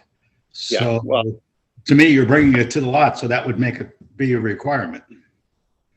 well, again, that would be a Board of Health requirement. Well, that's what I'm asking. I'm not, so I'm just asking the board to think about that. I'm speaking as a public member.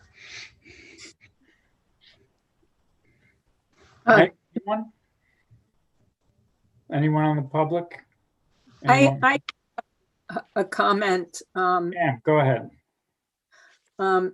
So I did read Ms. Gates' letter, and I'm in support, obviously, of all that she mentioned. I think we're having this, the deforestation and habitat loss writ large. It is out of control. I would like to see, as a member of the public, I would like to see more consideration be given to existing vegetation, and that only the areas where building must occur, that there be, disturbance to the land. It just seems to me like when I development out there on Bartlett Road, I mean, that was just a complete stripping of the land of any blade of grass that existed out there on almost 2 acres of land. And, obviously that impacts me. You say, how? Well, I now have deer eating Siberian iris. I mean, I got deer in my yard, and we've been here since 1991 in this particular location, and I haven't had deer until the last 2 years. So I'd just like to see more consideration by developers and by boards to really do more to address the habitat loss. I also on mine, in my development here, we had something called a 20-foot conservation zone. It's supposed to be 20 feet between Mizzen Mass properties and Appleton Road properties. It has been encroached on in some cases, but it really provides a lot of opportunity, zones of connection for the deer, where, sort of deer pathways, they can connect from like the land bank properties to, so I just sort of want to put that out there. And also the idea of limiting to some degree the number of residences, like maybe a secondary to tertiary standards or something on these lots. So thank you for your time. Thank you, And Ken. thank Gates for writing the letter. Nat, did I see your hand? Not yet. All right. Was that half hand? Those comments. So let's take in context, really looking at this area and what the Evergreen subdivision looks like in comparison to the Daffodil Lane subdivision. I mean, the Daffodil Lane is really dense. It's these, cooperative lots. This is a 1 acre, 40,000 square foot lot. And when you look at the assessor's map in this area, it's, you get a sense of what's happening to the north and how these lots have been developed to the south. This is a 1 acre parcel of land, or he's had it for some time. It's the density here is that parcel against what's happening in Daffodil and how that was developed and built. We're in no way looking to do anything that dense. And again, we're also serviced by town water and in-town sewer. So. Thank you for that map, Paul. And I'm just an overall, where these large residential districts are becoming reduced. But I definitely know that it's not the same as Daffodil. So thank you though, Paul. And I agree with you. The last thing I'd like to see anybody do out there is go in and deforest the entire parcel. There's really no need buffer between the lot and Daffodil, quite honestly. So there's a couple of concerns here, Paul.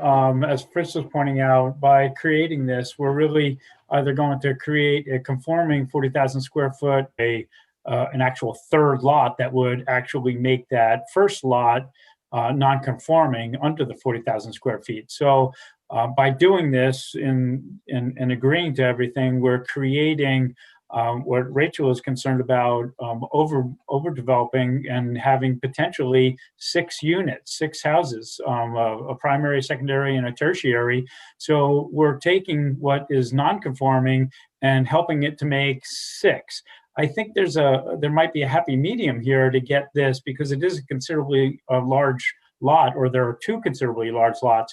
But maybe by reducing the amount of dwellings that can go on there to maybe a 4 total, maybe a main and a secondary and a main and a tertiary, to more like have a happy medium in between. Because right now it just seems like you're asking for a lot and there's not little return, and we're making those allowances. Really creating something non-conforming. So what's your thought about that?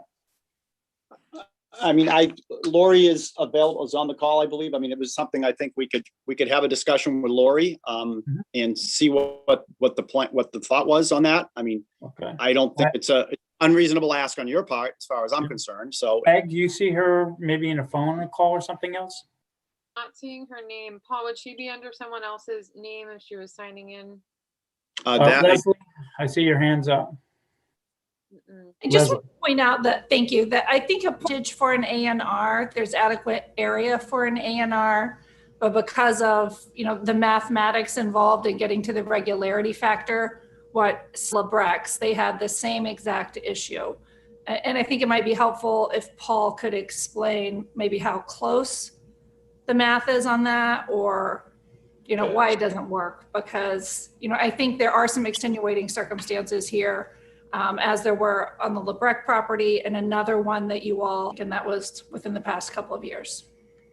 Sure. Thanks, Leslie. So for those of you who aren't familiar with the zoning bylaw, we have, I'm sure you're familiar, you see it on the plans all the time. We have the frontage requirement, the lot area requirement, and the R factor.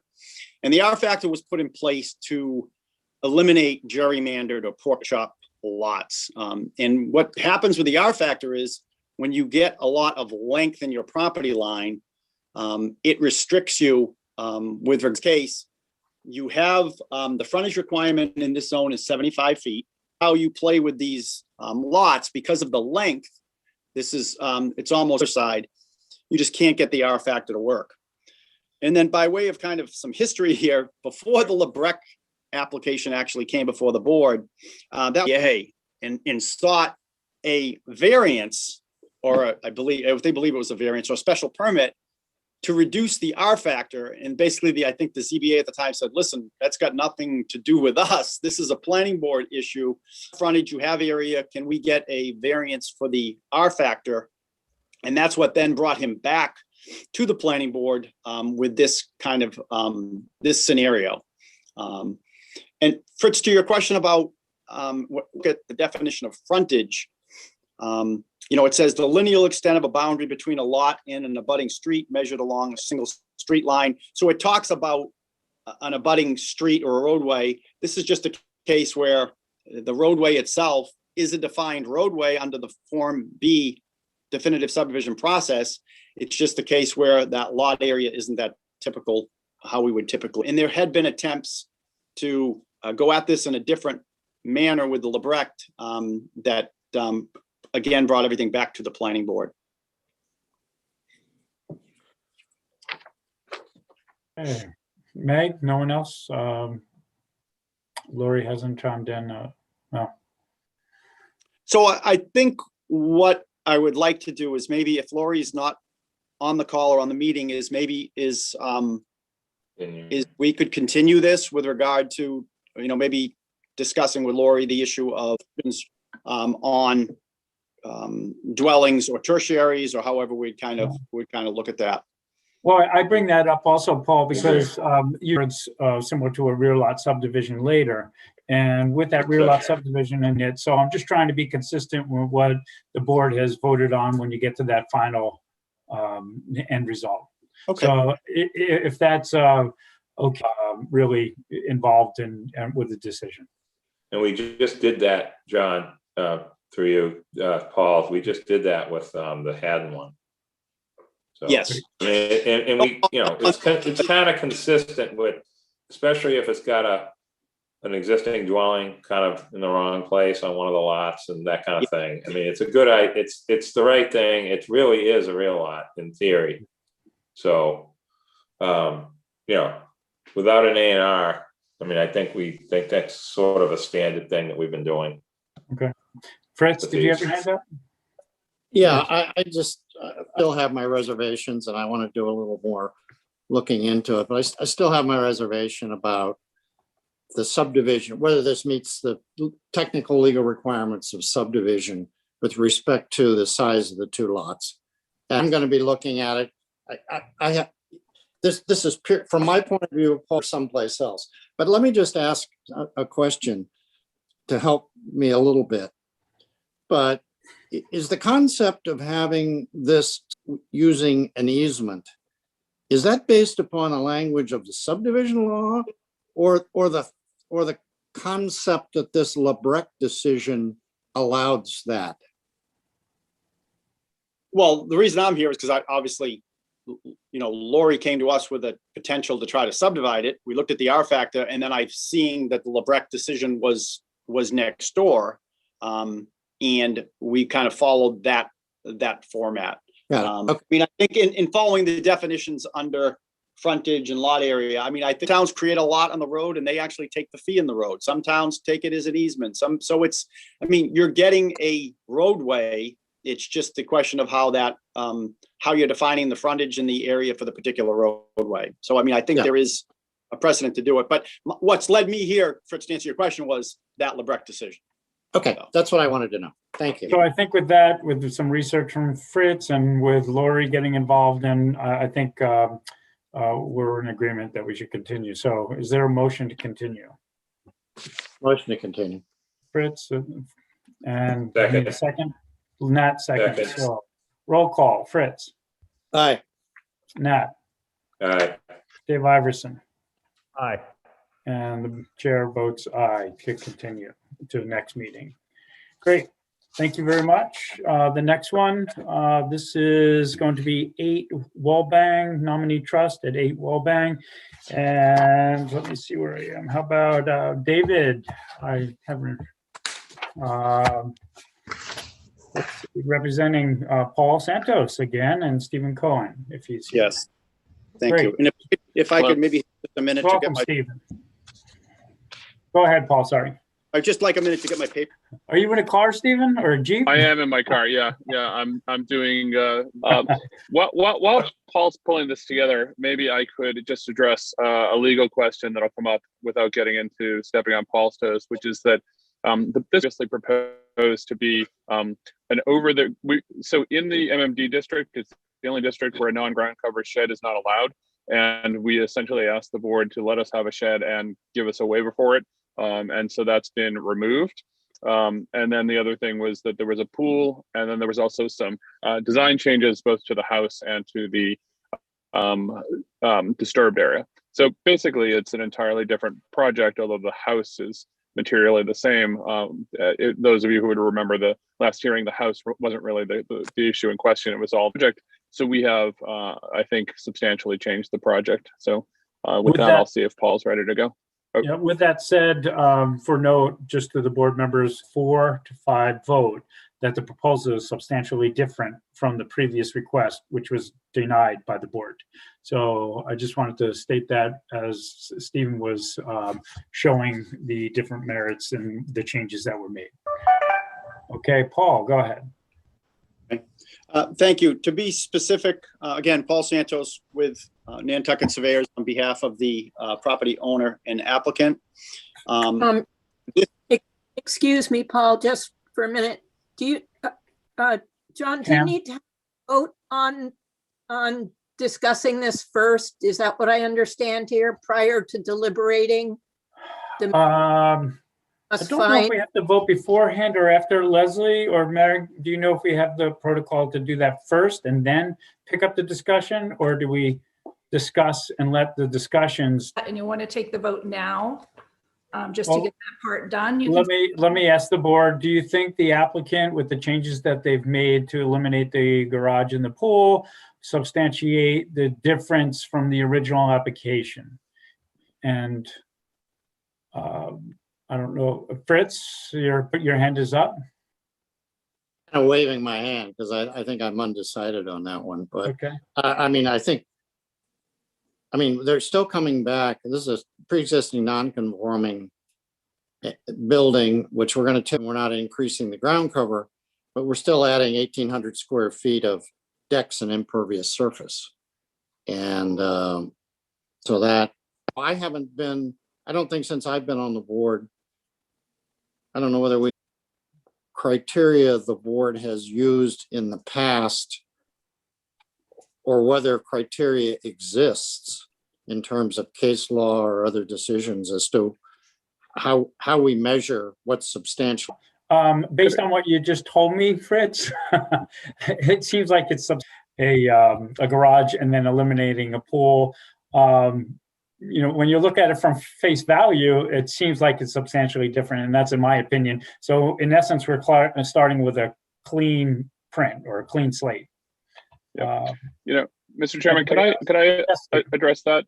Sure. So this question before it, and that's because generally the board would not issue a negative ruling in these kind of situations. I think what happened last time was relatively unusual, where the public hearing was closed and then a negative ruling was voted. Application or a public member of the public applying for a residential application for a house pushed back on and given conditions and things, and generally at a one hearing. Question was the pool, and I mean the shed, but the pool, and even though they weren't disturbed except for me, but I think that just with that, and build a new one before, but as far as what this area, that did happen, and I think it was number 37 West Miacomet, if I recall, back in the day. There was a big deal about it there, but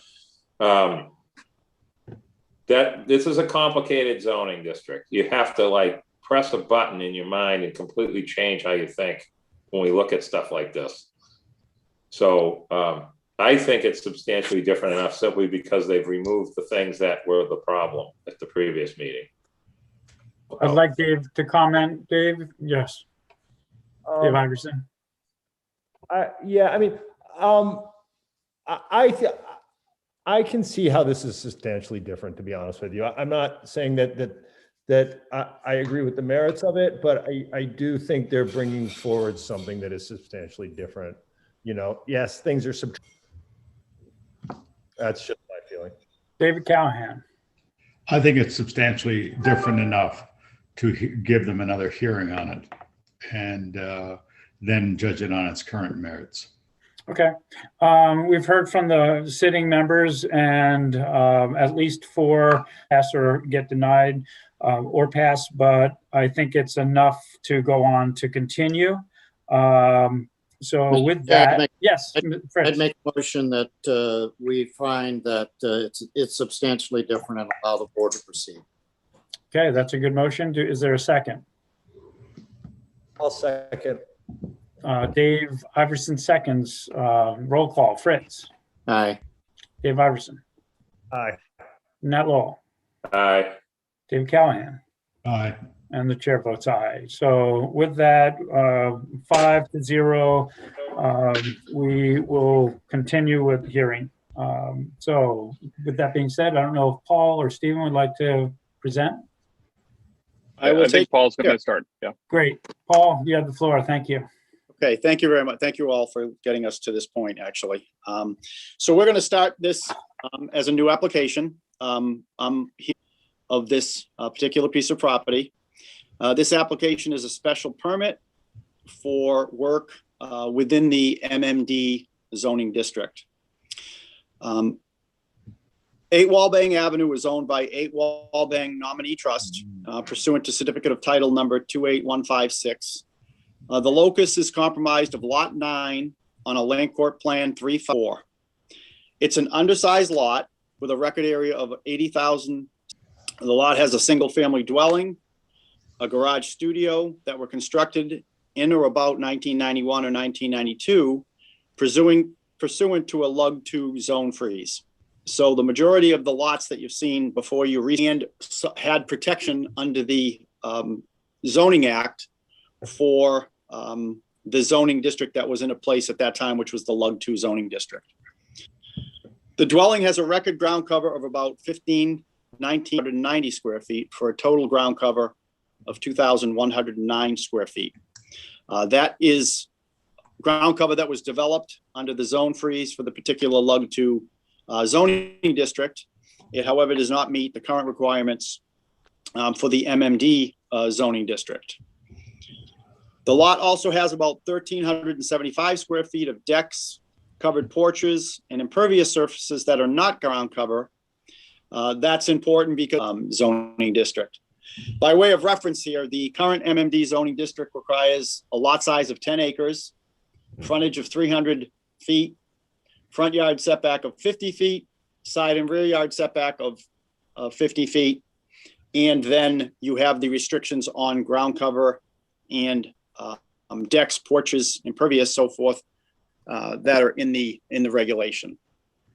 Obviously, these lots are nowhere near meeting those requirements, as again, they were developed under the Lug 2 zoning district at the time. The nonconformities of the lot and structures are grandfathered pursuant to section 139.33 of the local zoning regulations and also the zoning act. A special permit request for this property was heard and denied by the planning board on February 8th, 2021. The applicant respectfully submits this application is substantially different for several reasons. We've talked about those, but I'll walk through the 3 particular reasons again. The proposed swimming pool spa has been removed from the application. The proposed additional ground cover shed of 198 square feet, a dwelling on the property centered on the lot. We went out to the site. We physically located the actual limit of the area that is currently disturbed. That includes an existing lawn area, driveway, the dwellings themselves, and the proposal that you see before you stays within the footprint of that developed area to the east, which is basically the area that goes from the Moorlands Management District to the property to the south, which is currently owned all by the Nantucket Islands Land Bank. So the proposal that you have stays within that footprint.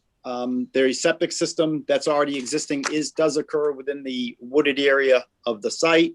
But again, that's all grown in since the original lot was developed. There is currently, the septic system is located to the west side, to the southwest of the existing dwelling.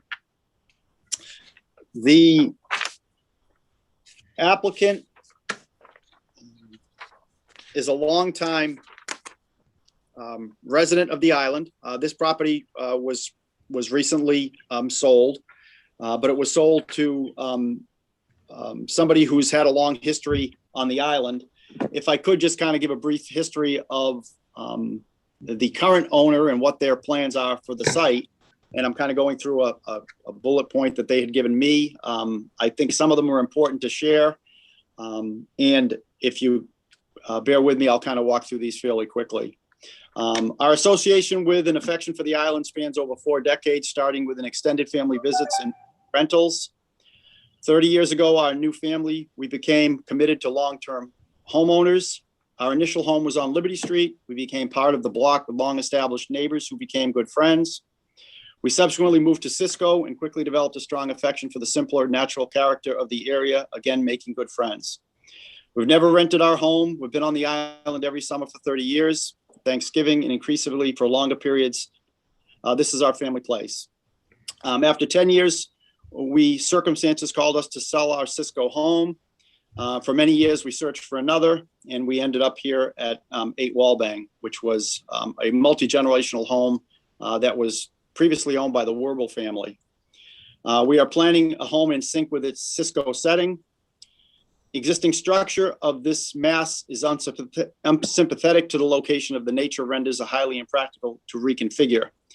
They've explored options with regard to offering the house for moving off. The problem is it's a very difficult house to move. They've been told that it would have to be broken up. The structure itself is not conducive to a move. So the plan here is build a home for this family who has long roots in history on the island. So it's someone who's respective of the area. I think they heard your comment at the last meeting, and that's what's brought us back to you tonight with this application. I don't believe Emily is on the meeting tonight. I know she may be away, but I did speak to Emily Molden today because she had commented on the previous application. She was sympathetic to the fact that we had kind of reworked this and maintained the area of the existing developed area on the site. She had mentioned the fact that, she would, if was participating in the meeting, and she may still be on, and I'll let her speak if that's the case. But she did ask that, the limits of disturbance or the limits of area here be marked out and that they be respected during construction. And that's actually already in your staff report as far as the planning board that identifies the limit of work and prevents any intrusion into the undisturbed areas of the locus. Any temporary disturbed areas will be restored as close as reasonable to practical to the condition that they were immediately prior to the disturbance. So those were things that Emily specifically mentioned, and those were already within your staff recommendation. Essentially redevelop, and I know that we have the MMD district, and we all kind of are focusing somewhat maybe on that, the requirements of the MMD district. Legally non-conforming lot that was developed and constructed under the Lug 2 regulations. In doing so, we are respecting the MMD requirements of not asking or not requesting any further deforestation or reworking of the developed area of this lot is less than half of that, and we're continuing to stay in that particular area. And so the MMD, while I understand the 10 acres and all the requirements, we're meeting the intent of the MMD, I believe, in the fact that we're staying within what was already developed, already an existing structure, one structure within the area that's already developed. Remember, the ground cover requirement for the Lug 2 zoning district, I believe, is 4%. If I'm going by memory here, I believe it's 4%. The existing ground cover that we're talking about here is approximately 2.6%. So the property itself was even developed under what would have been allowed under the zone freeze under the Lug 2 zoning district. So we're simply asking to reconstruct on the property within the footprint of what has already been developed. And I'm happy to answer any questions that you may have with regard to the application. Thank you, Paul. Board members, any comments or questions? Dave, I see your hand. Dave Iverson. Thank you, Mr. Chair. I just through you to Paul, can you just tell me again, they are hoping to add how much in decks and patios beyond what was existing? I think the application sets forth approximately 1,800 square feet. Additionally. Correct. Or 500 additional to what it was? No, it's 8. No, it's 8. The applicant now proposes the removal of the pre-existing non-conforming structures with reconstruction of an equivalent ground cover and an additional area of 1,800 square feet in the aggregate devoted to decks, covered porches, and other impervious surfaces. So in addition, that's an additional. Ground cover is equivalent. The other is an add-on. But 1,800 additional to what previously existed in porches and patios. Correct. And the majority of that is, if you look at the plan itself, to the west, if you will, is that proposed patio area. That's kind of where, between some reworking of the decking within the existing home, that patio does encompass a fair amount of that additional request. Thank you.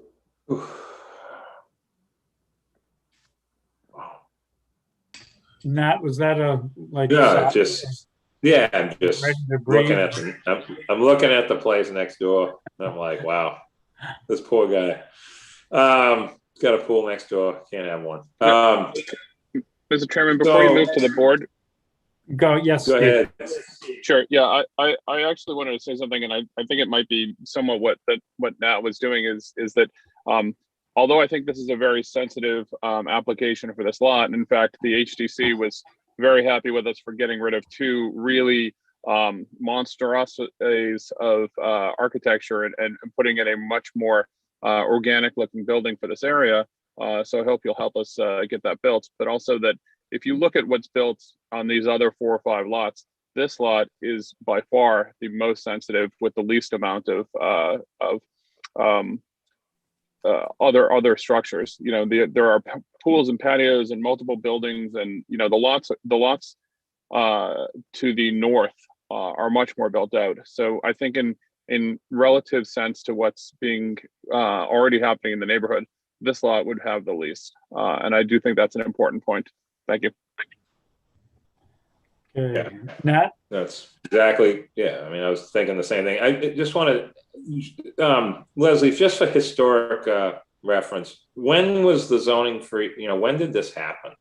Like, what year did the I think zoning change? it was around 1980 or 1982, I believe. MMD? Was it 82?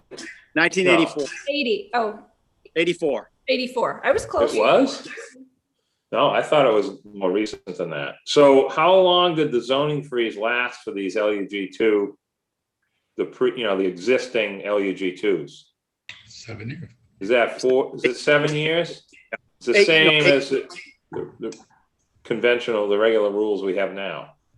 Okay. Name is now. So nobody would have ever figured that out then. So these properties that were built more were approved since then?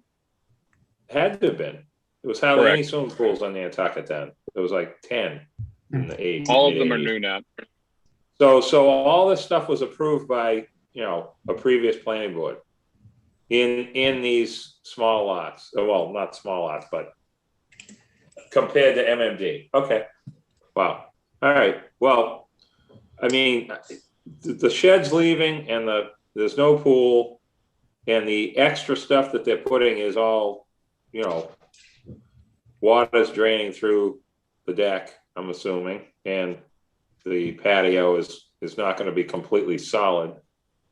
I'm assuming, Paul. It's probably going to be flagstone with gaps. It'll be a bluestone patio, correct? Like some. Yeah. So, I mean, in my opinion, I think that this is a modest, for today's standards, what's being done, this is like very modest compared to what, we're seeing. So, I'm certainly fine with it. Could we open this up to the public? I'd like to hear if there's anybody out there that would like to comment. Emily Molden did send me an email around 3 p.m. today that I did not circulate to you guys in advance of the meeting, so I'd be happy to screen share that quickly. I know Paul mentioned it. I'm a little cut off, or I read it. I don't know. Meg, would you be able to read that just if we have people listening in that aren't able to view? Sure. So she said, well, I'll get to the context of it. If the board finds the proposal to be substantially different with the removal of the proposed pool and cabana, I would ask them to consider requiring no net gain in both ground cover and additional impervious surfaces for the redevelopment of this site. Also, The planning board does have jurisdiction over both the siting of structures and landscaping under 139(13)(d)(1) and 3. In order to maximize the protection of moorland vegetation and landforms, the site falls entirely within the Massachusetts National Heritage and Endangered Species Program's actual mapped priority habitat, and as such, I would request that the board also ensure that the development does not require any additional disturbance beyond existing landscaping. I have been in touch with the applicant's representative, Mr. Santos, and I understand that this will be the case. Thank you very much for your time and consideration. Thank you. Is there anyone else out in the general public, Meg, that is I'm there? not seeing anyone. Board members, I'll reserve my comment for last. If you wanted to go through. Fritz, did you have something to add? No. Okay. As long as, yeah, I just, no, as long as it's clearly there, that it's going to be within the existing building site, if you want to call it, so that there will be absolutely no new disturbance of anything in that, on that lot in terms of areas of habitat. I'm okay. David Callahan. Yeah, I have a little problem with the 1,800 square feet of renewed impervious surface area, because I think bluestone laid as a patio is not impervious at all. And, you know, I think these people wrote that nice love letter, you know, explaining their things, their history of Cisco and understanding the island all the time. I think they should have known what they bought and what they were able to do. And I think just because maybe a planning board allowed something in the past that shouldn't have been, doesn't mean we should do that now. Dave Iverson. You're on mute. Good thing. No, I'm kidding. I agree with much that David said, you know, but with that said, I really do appreciate them coming back to us with a reduced ask, but it's hard to get around the extra 1,800 square feet, to be honest with you. I would like to see that come down and you know, just, and they've already promised to stay out of the undisturbed areas, but I just think 1,800 additional is quite a bit. So thank you. Nat, if you have more to add? I mean, you know, I don't want to see something get denied. So if we have to continue this to come back with something that will get approved, we can't have that happen. So I'm not sure if Steve or Paul have a secondary option as far as some of the additional ground cover with the porches and the deck, and the patio. This is a special permit, so yeah, you know. So my thoughts were, we're looking at a building that was obviously, the owners are removing, you know, the existing garage. They're removing what I was hearing as an eyesore, or and constructing a building within the envelope that's allotted. Now, I agree the 1,800 square feet additional bluestone patio, et cetera, is probably a little bit excessive. And it almost looked like, looking at the plan that was shown, that the bluestone patio was going to exceed past the building envelope that was already there. So it would be disturbing some ground. And I think that is contrary to what Emily was looking at and what Paul was stating. So if there's a way to keep within the building envelope, not disturb any new vegetation, it is what it is. It's an 80,000 square foot lug 2 that's in a 10-acre zoning, but it had a freeze to it. So when you look what's happening next or happened next door, this person that's buying this, they're not looking to expand. They're not looking to put a castle there. They're not looking to add the pool. They're not looking to add a secondary, a tertiary. So we have to look at the merits of that. And we could just say, no, you get nothing, and just try and rectify what you have there. Work with your crawl space, work with your the building that's there. And it's actually, from what I'm hearing, opposite what the HTC would rather see. So I think we're looking at it in two different perspectives, and we have to look at the merits of, are we actually helping to create something that maybe the HTC would appreciate and will be more conforming to the area? Are we actually staying within the envelope that we want to see and not disturb anything? Are we actually not adding the pool that nobody wants, even though the neighbor has? So I think it's considerably different, and I don't mind continuing to hash out a better plan, but I think it's reasonable. And I for the reason I stated, I think it's hard to find fault in what they're looking for. So I don't think they're looking to reinvent the wheel. But I to everyone's point, we've all made a connection with that 1,800 square feet. And maybe that's a little excessive. If we can downsize that a little bit, then we might have something to go off of. So that's all I'd like to say. Mr. Chairman, I think that we have heard enough from the board to be responsive, and I think that I'd like to request a continuance to the next meeting. I don't know that we're going to, cut it down to 300 square feet, but I think we could certainly look for some room to shave it, and I think maybe the board would benefit from seeing a comparison of the other 4 or 5 lots there, so you could see that number in context. I think that on its own it sounds very large, but I think you'll see that it's not off the charts in comparison. So I'd be happy to come back where we can look at the drainage issue, we can look at the square footage number, we can look at some comps, and the board can take a look at a revision at the next meeting if that's acceptable. Great. With that, the board, if you're in agreement, do I have a motion? Motion to continue. Second. David Callahan, second. First made by Fritz, second by David. Roll call. Fritz. Aye. David Callahan. Nat Lowell. Aye. David Iverson. Aye. And the chair votes aye. Thank you very much. Thank you. Thank On you. to the next one. Let's see. We have Richmond Great Point Development LLC Sandpiper 1, and I will have to activate someone. Stephen, are you around? Stephen Welch. I'm here. Okay, great. You are activated. I see that Dave Arminetti is representing. If he is here, I see him tuned in now. Yes. Dave, Good evening. Hello, welcome, David. Am I missing anyone? I also brought over Catherine and Phil. I think Andrew Burek might be joining us, Megan, our general counsel as well for this item. And we'd have a few more for the next item, but I see Phil and Catherine, so Andrew may not be on. If he is, feel free to let him in.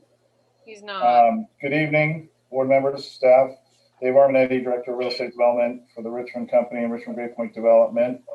It's been a while since we've been before your board. We hope everybody's doing their best to stay safe with COVID.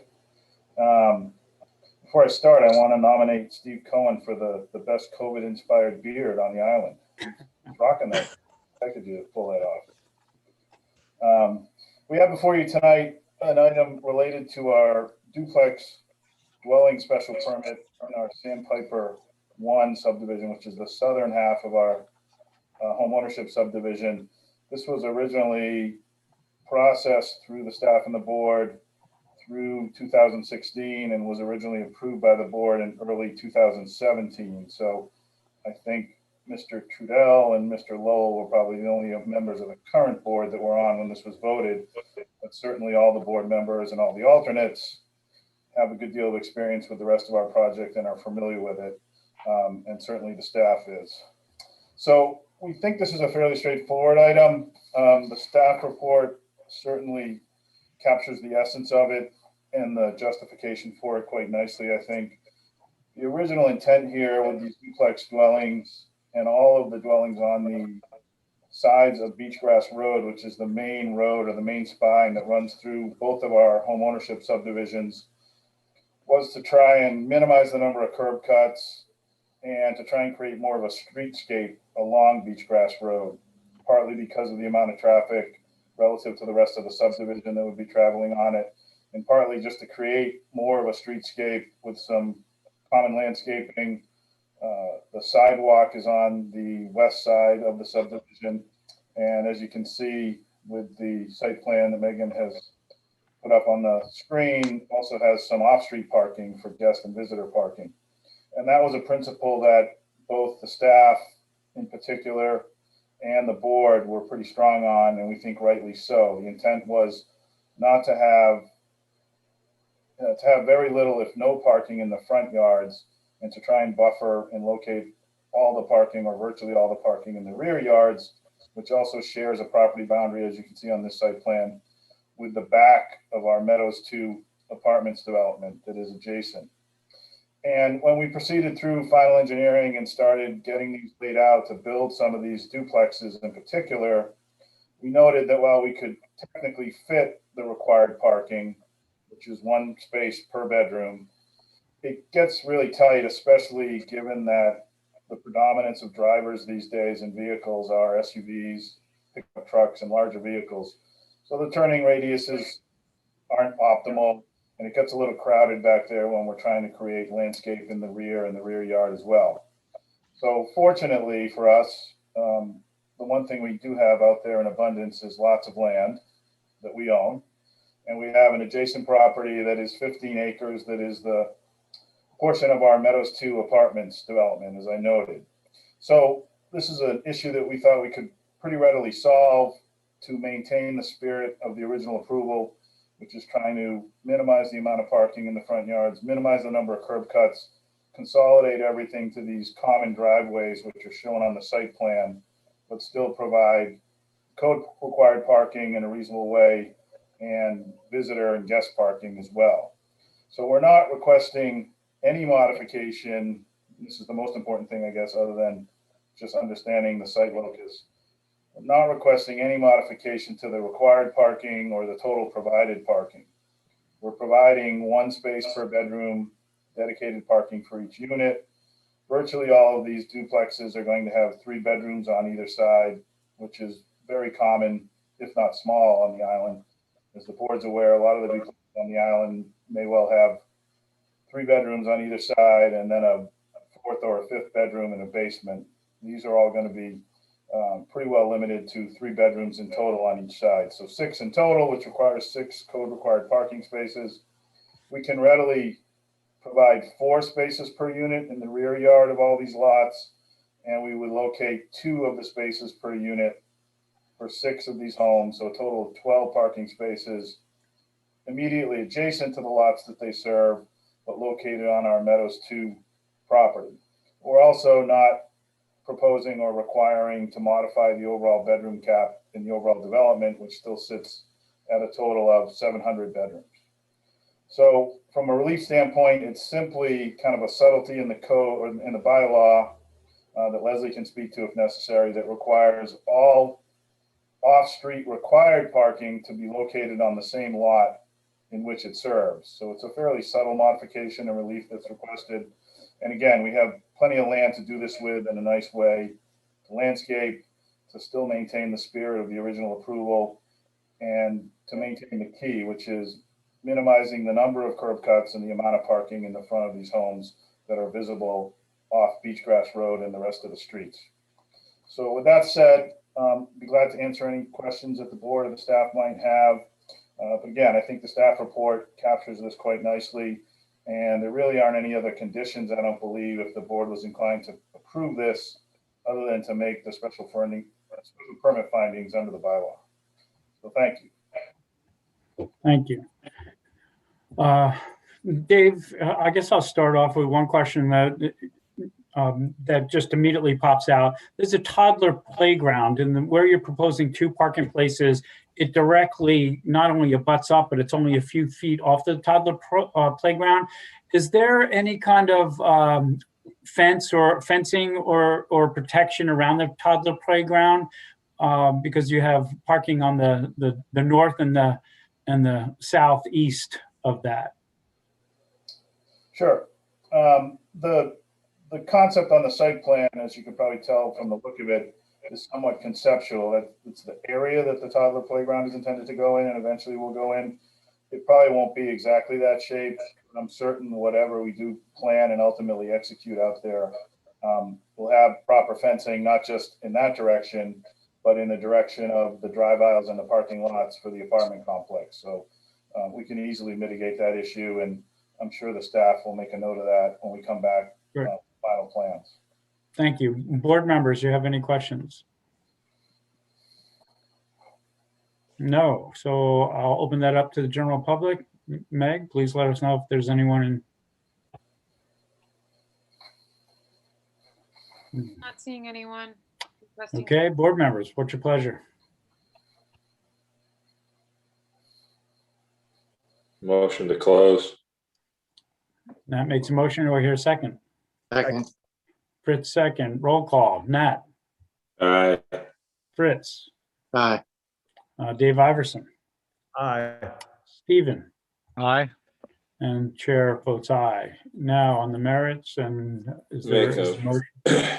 Make a motion to approve the applicant's request as proposed.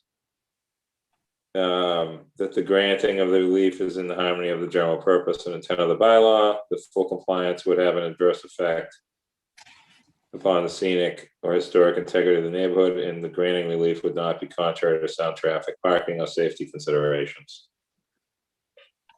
Is there a second? Second. Fritz seconds. Okay, roll call. Nat. Aye. Fritz. Aye. Dave Iverson. Aye. Stephen Welch. Aye. The chair votes aye. Unanimous 5-0. Thank you very much. And I believe you're up again, Dave. Richmond Group, Great Point Development LLC, Old South Road, crossing liner buildings. Take it away. Yes, thank you, Mr. Chair. Again, Dave Arminetti, for the record, Director of Real Estate Development for Richmond. In addition to myself, the other members of our team that are joining this evening, at least on the Zoom, to answer questions, would be Phil Paston again, our president, Catherine Fossa, our chief operating officer, and Andrew Burek, if he's joined by now, our general counsel. And then a couple of the proprietors related to this request, if the board approves this, would be Dave Bartlett from Bartlett Farm, who I think was going to join us. I don't see his name yet, Megan.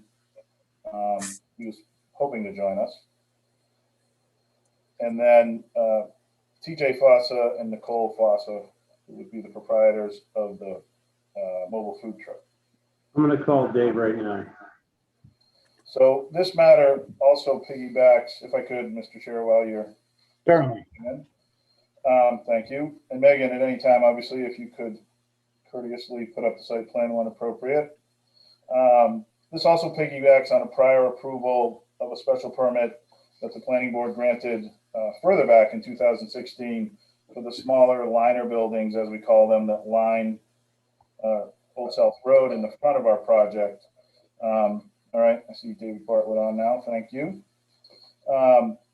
These are the 5 smaller retail and service buildings that were intended to line the frontage of our overall site along Old South Road, 3 of which are actually constructed and occupied now, with 2 to follow. The third one that Megan's pointing out, where there was a foundation a few months ago on the assessing map, has now been built out and occupied, as what you might be familiar with now with the paint store and a takeout restaurant and kitchen. So I don't want to digress too much, but I think it's important here probably to make a note that these liner buildings, and the board is obviously very familiar and drives by and utilizes our site, as do the staff all the time, but it really is encouraging to us, in conjunction with this application and the interest that we received by Bartlett's and by the Fossas to do this, that The original vision that the staff had and that we had, that was articulated also by your board, all the way going back to, 2012 and 13, when we were first involved in this property, when the first rezoning went through town meeting, there was a vision to have these smaller community-based year-round retail uses up here on Old South Road. And in particular, even going back to the Noshop area plan discussions that went on, that a couple members of the board were on, and certainly the staff helped lead with Leslie and Andrew, that vision is now really coming to life. To create some new economic activity and year-round activity out here. We now have Island Variety as one of the anchors in this retail area, which is doing great business, more visible, better parking. Same thing with the UPS store with Mike Boylan. Also cuts down on Mike's commute because he lives in Witherspoon. And now the paint store and the market. And we see this as kind of a natural evolution of that, becoming further knit into the community, having this interest from Bartlett Farm with an institution such as their farm truck. And that's a big part of why we're coming forward with this and why we're enthusiastic to propose it. It's really pretty simple from a planning and a zoning standpoint. The reason we're here for this additional modification is when the board did approve these first 5 buildings, we agreed and the staff recommended that there would be no outdoor display of merchandise. That was more in conjunction when there would be a building constructed. Obviously, unless you enclose a farm truck and a food truck inside a building, the merchandise by definition has to be displayed outside.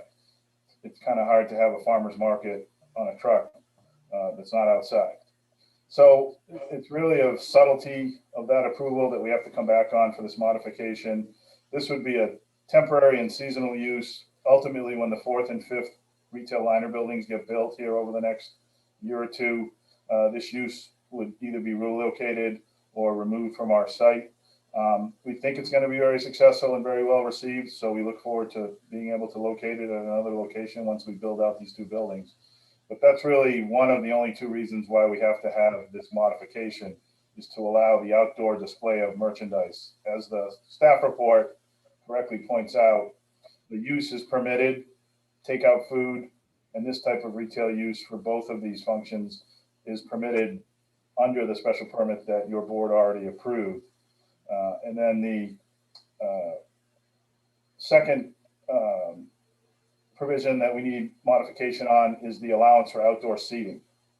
Even though we contemplated restaurant and takeout food uses in the development as an acknowledgement to the location along Old South Road, and ultimately an acknowledgement in some ways to the community, the Noshop community across Old South Road, we had agreed to not allowing outdoor patios or permanent seating.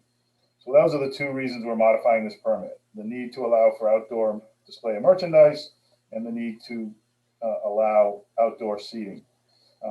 The use is seasonal, temporary, will operate from approximately 8 a.m. at the earliest to approximately 8 p.m. or dark at the latest. I'll certainly allow the Fosses and Mr. Bartlett to articulate the operating premises here, but it's not going to operate off season. It's not going to operate later than sundown or 8 p.m. It's been pretty well received already by some of the people we've talked to about this. We did reach out to the leadership at Noshop and their board, explain this all to them as we always do proactively. They had a couple of very simple questions, similar ones that I think the staff and the board would have, but hopefully we've already answered in the submittal of the presentation, such as what will the hours be? Will there be any alcoholic beverages? How will the site be policed in terms of trash? Those type of operational issues. But they acknowledged, certainly almost in a testimonial way, that the Bartlett truck is an institution on the island. They certainly welcome seeing that out at our site, and they see it in a similar vein to kind of putting us on the map here to have these kind of uses now that our community is starting to emerge with 98 apartment units already built and a handful of houses already built and more going under agreement and getting permitted every day. So that's the premise for the request. We would respectfully request approval of the board. We think the conditions of approval as suggested and proposed by the staff are reasonable. If we get to that point, there's only one point related to the screening and landscaping approval that I would just have to have, I would like to have a little more explanation on when I have a chance, Mr. Chairman, if the board is inclined to approve this overall. So that's it. Otherwise, we're glad to answer questions, either our team or the representatives from Bartlett or the Fosses regarding the food truck. So thank you. Thank you. Thank you, David. Before we get started, I think I have to activate an alternate. Cam, if you're available. I'm right here. You are activated. Super. All right. Board members, any questions? I just had one comment, and I'm not sure I could wait and put it under public comment. I love the idea.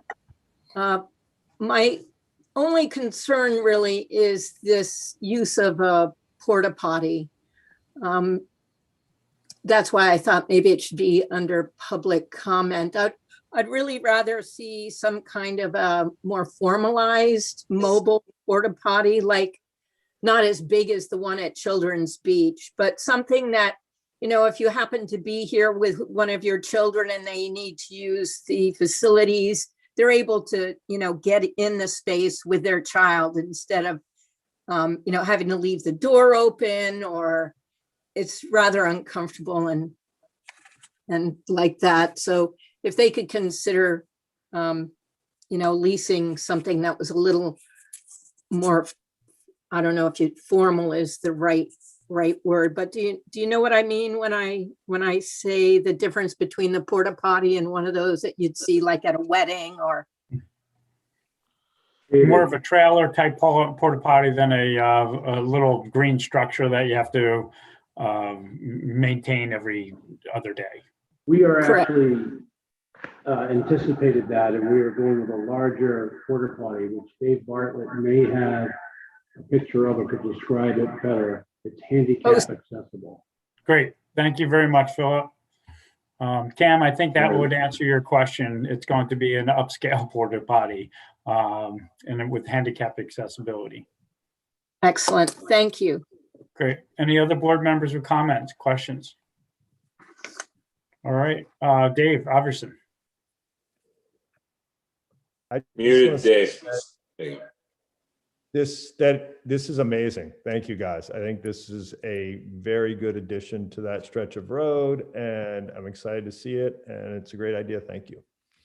I'm going to go out on a limb and say that David's in favor. So anyone else? All right, I'll open it up to the general public. And Meg, I'll rely on you if you see anybody.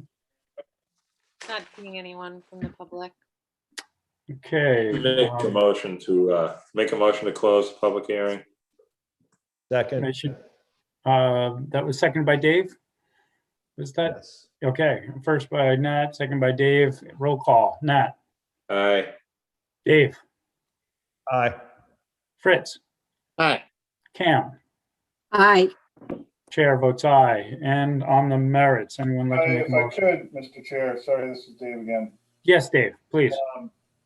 Before the board starts discussing the merits, if I'm sensing the direction right, which hopefully is favorable, the only thing we'd like to offer in the interest of time, given that we're getting late into the spring season already and we'd like to be open reasonably soon, is condition number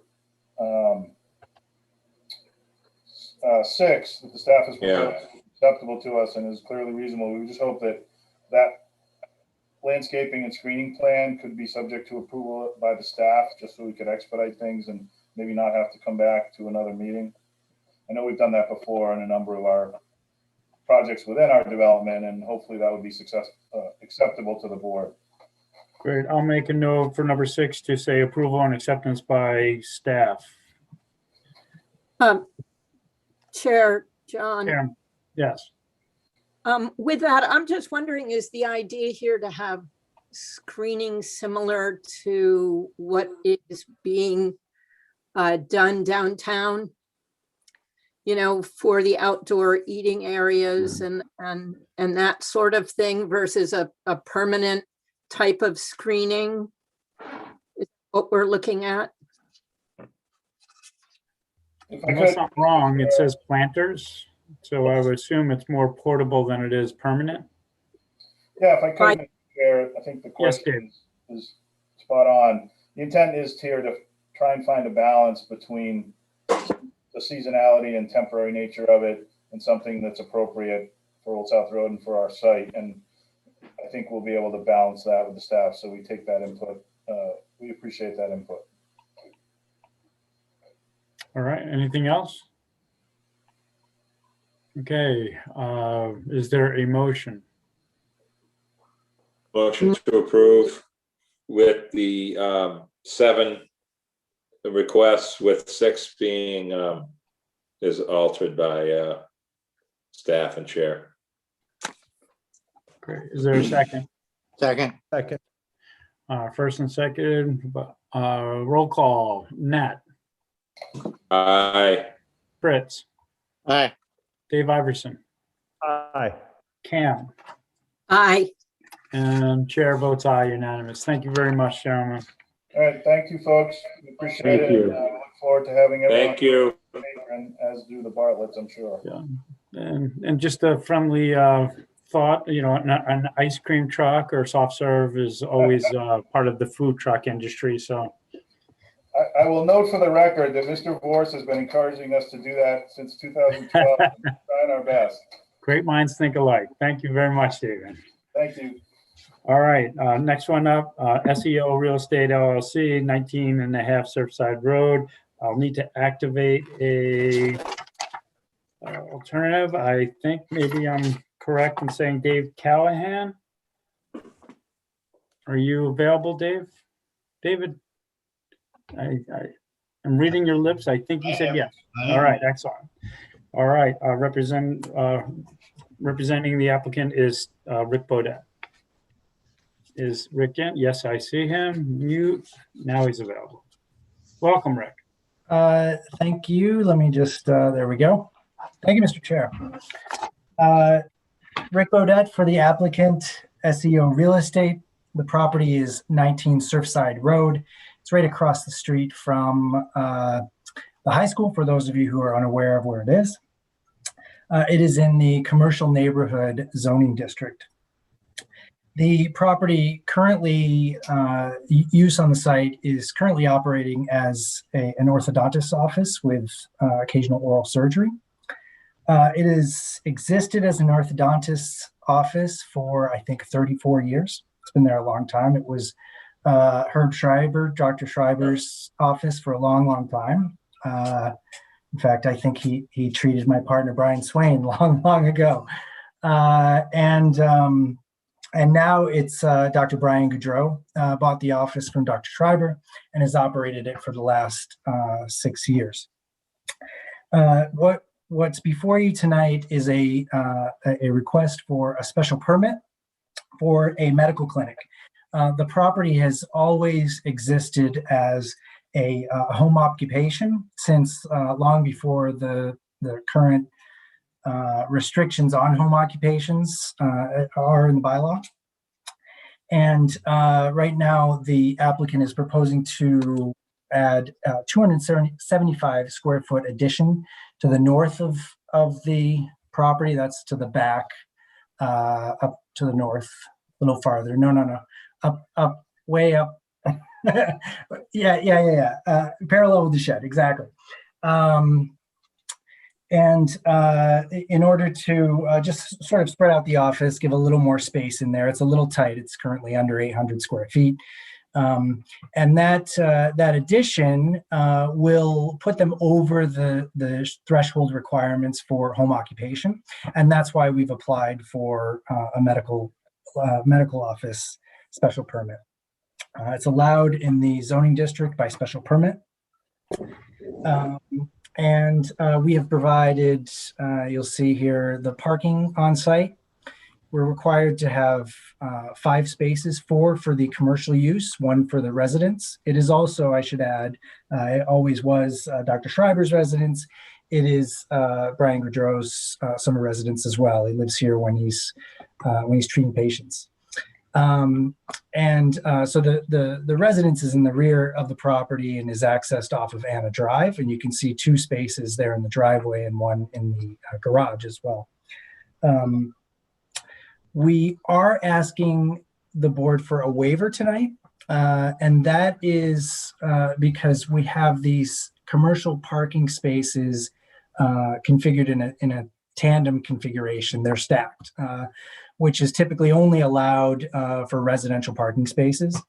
We've asked for this waiver because it's always been like this for all these years. I think it's a safer alternative.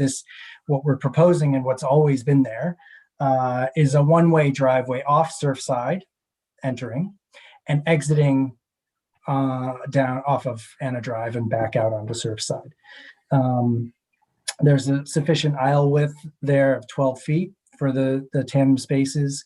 And you can see there's definitely room for another space back there behind the last one.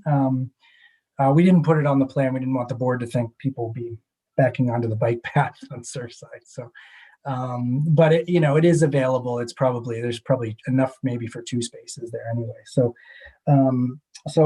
we do hope you'll grant that waiver so that we really don't have to change this parking configuration. I think it's worked for a long, long time. It's predictable to people. And I think it's obviously safer than a 2-way driveway coming onto Surfside Road.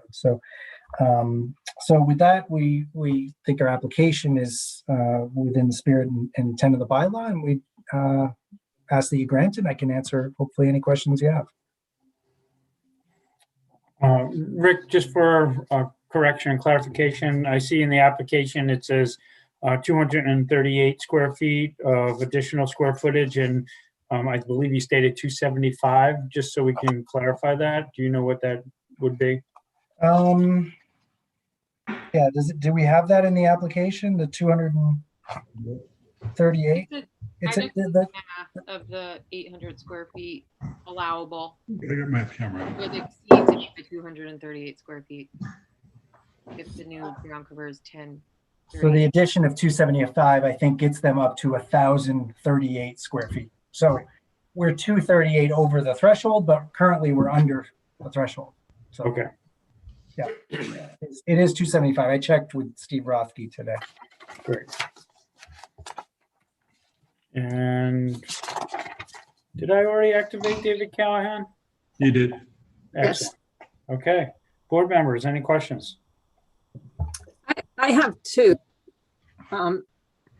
John, one is one of these a handicap parking space, or are they not required to have a handicap parking space? And this looks more like parallel parking? It is. It's more parallel than anything. And with this home occupation, did it require a handicap spot for this?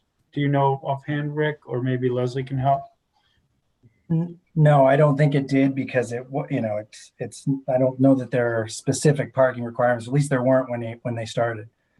Now, I'm sorry, Leslie, go ahead. That was me, John, because Okay. I thought they were also asking to move from a home occupation to a medical clinic, given That's my next question. Yeah. So once you're moving to a medical clinic, does that change the parking requirements for a handicap space? Leslie? So when a change of use permit is filed with the building department, the building commissioner, that's part of his review. Okay. Okay. Anybody else? Questions?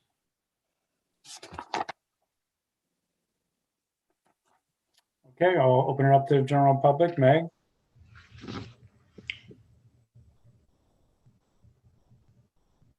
One member of the public with his hand raised, Kenneth Hannon.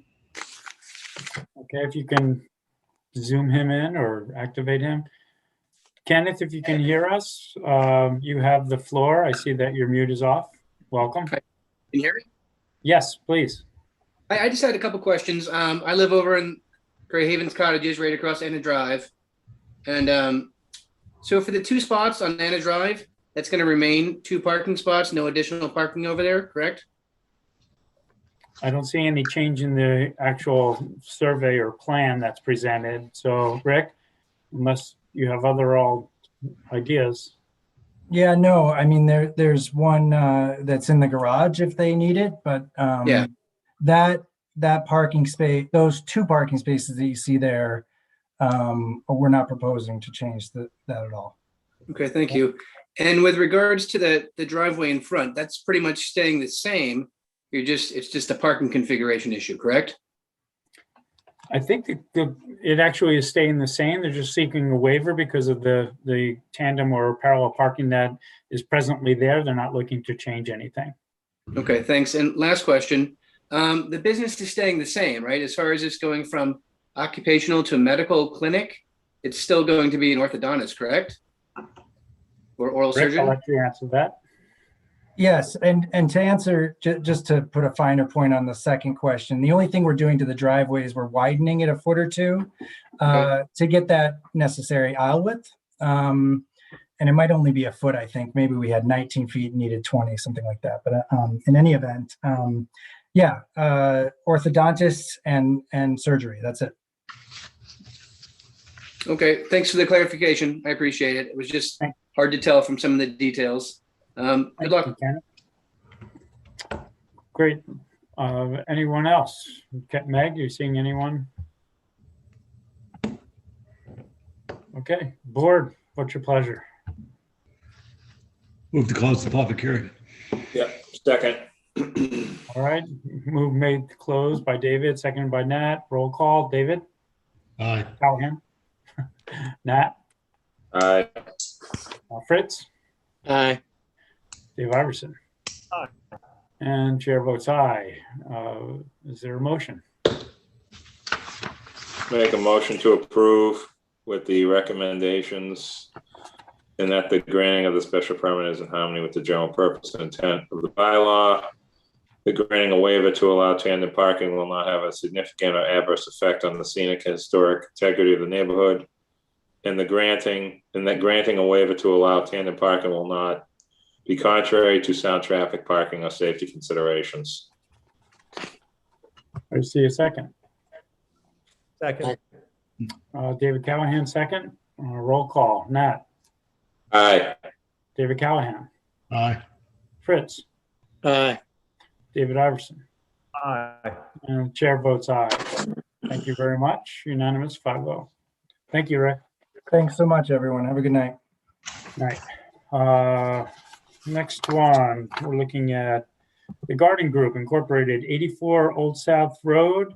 Brian Swain, if he's here. And also I will be activating, I think we are at Stephen's turn if you're available. Stephen. Yes, sir. Yes, sir. You are activated. Okay. Welcome, Brian. Good evening. Good evening. For the record, Brian Swain, attorney for the applicant, the Garden Group Inc. And this is an application to operate a landscaping contractor's business on 84 Old South Road. The property is zoned RC2, which allows this use by special permit. And some of you may recall that this particular property was approved this use back about 4 years ago to Cinda Gaynor, the record owner, and that decision was never recorded. So it's lapsed as a matter of law because it wasn't registered at the registry of deeds. And we're here seeking to revive that permit. The proposed hours of operation are Monday through Friday, 7:30 to 5 p.m., Saturday from 8 to 1.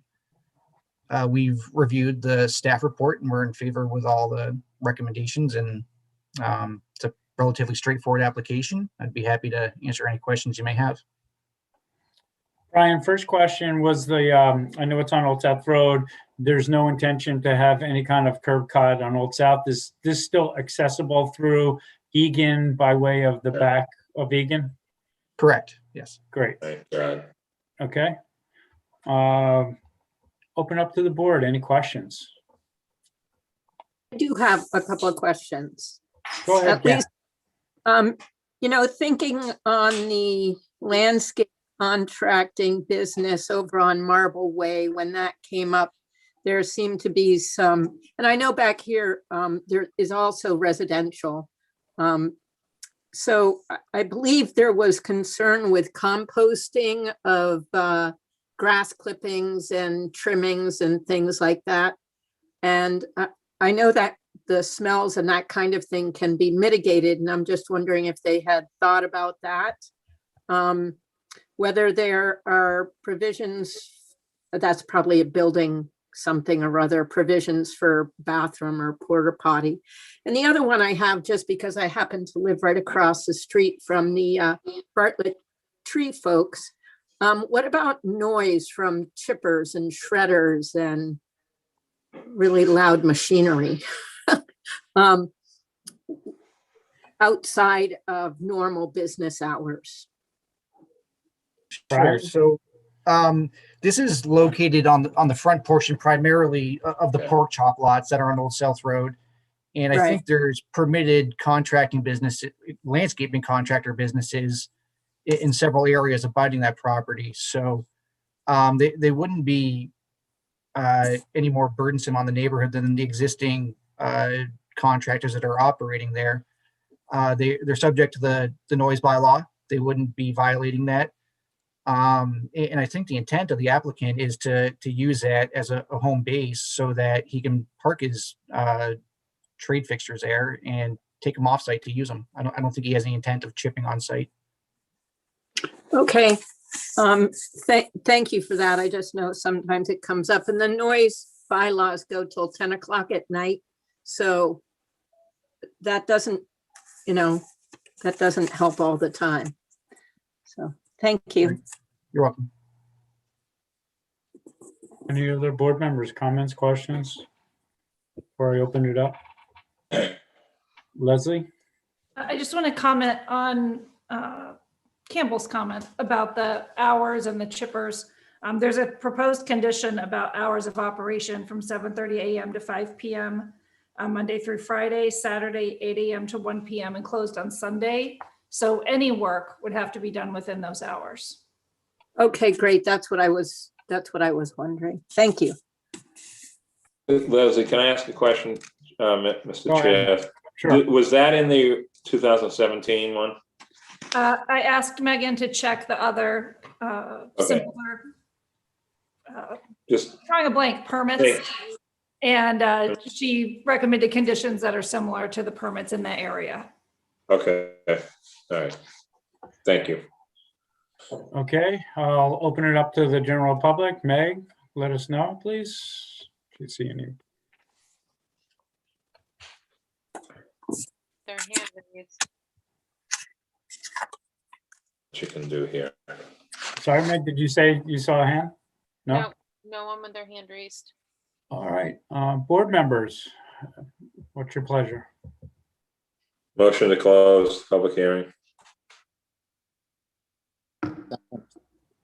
Motion's been made to close by Nat, seconded by Fritz. Roll call. Nat? Aye. Fritz? Aye. Dave Iverson? Aye. Stephen? Aye. And chair votes aye. On the merits, a motion. Make a motion to approve the application with the following findings.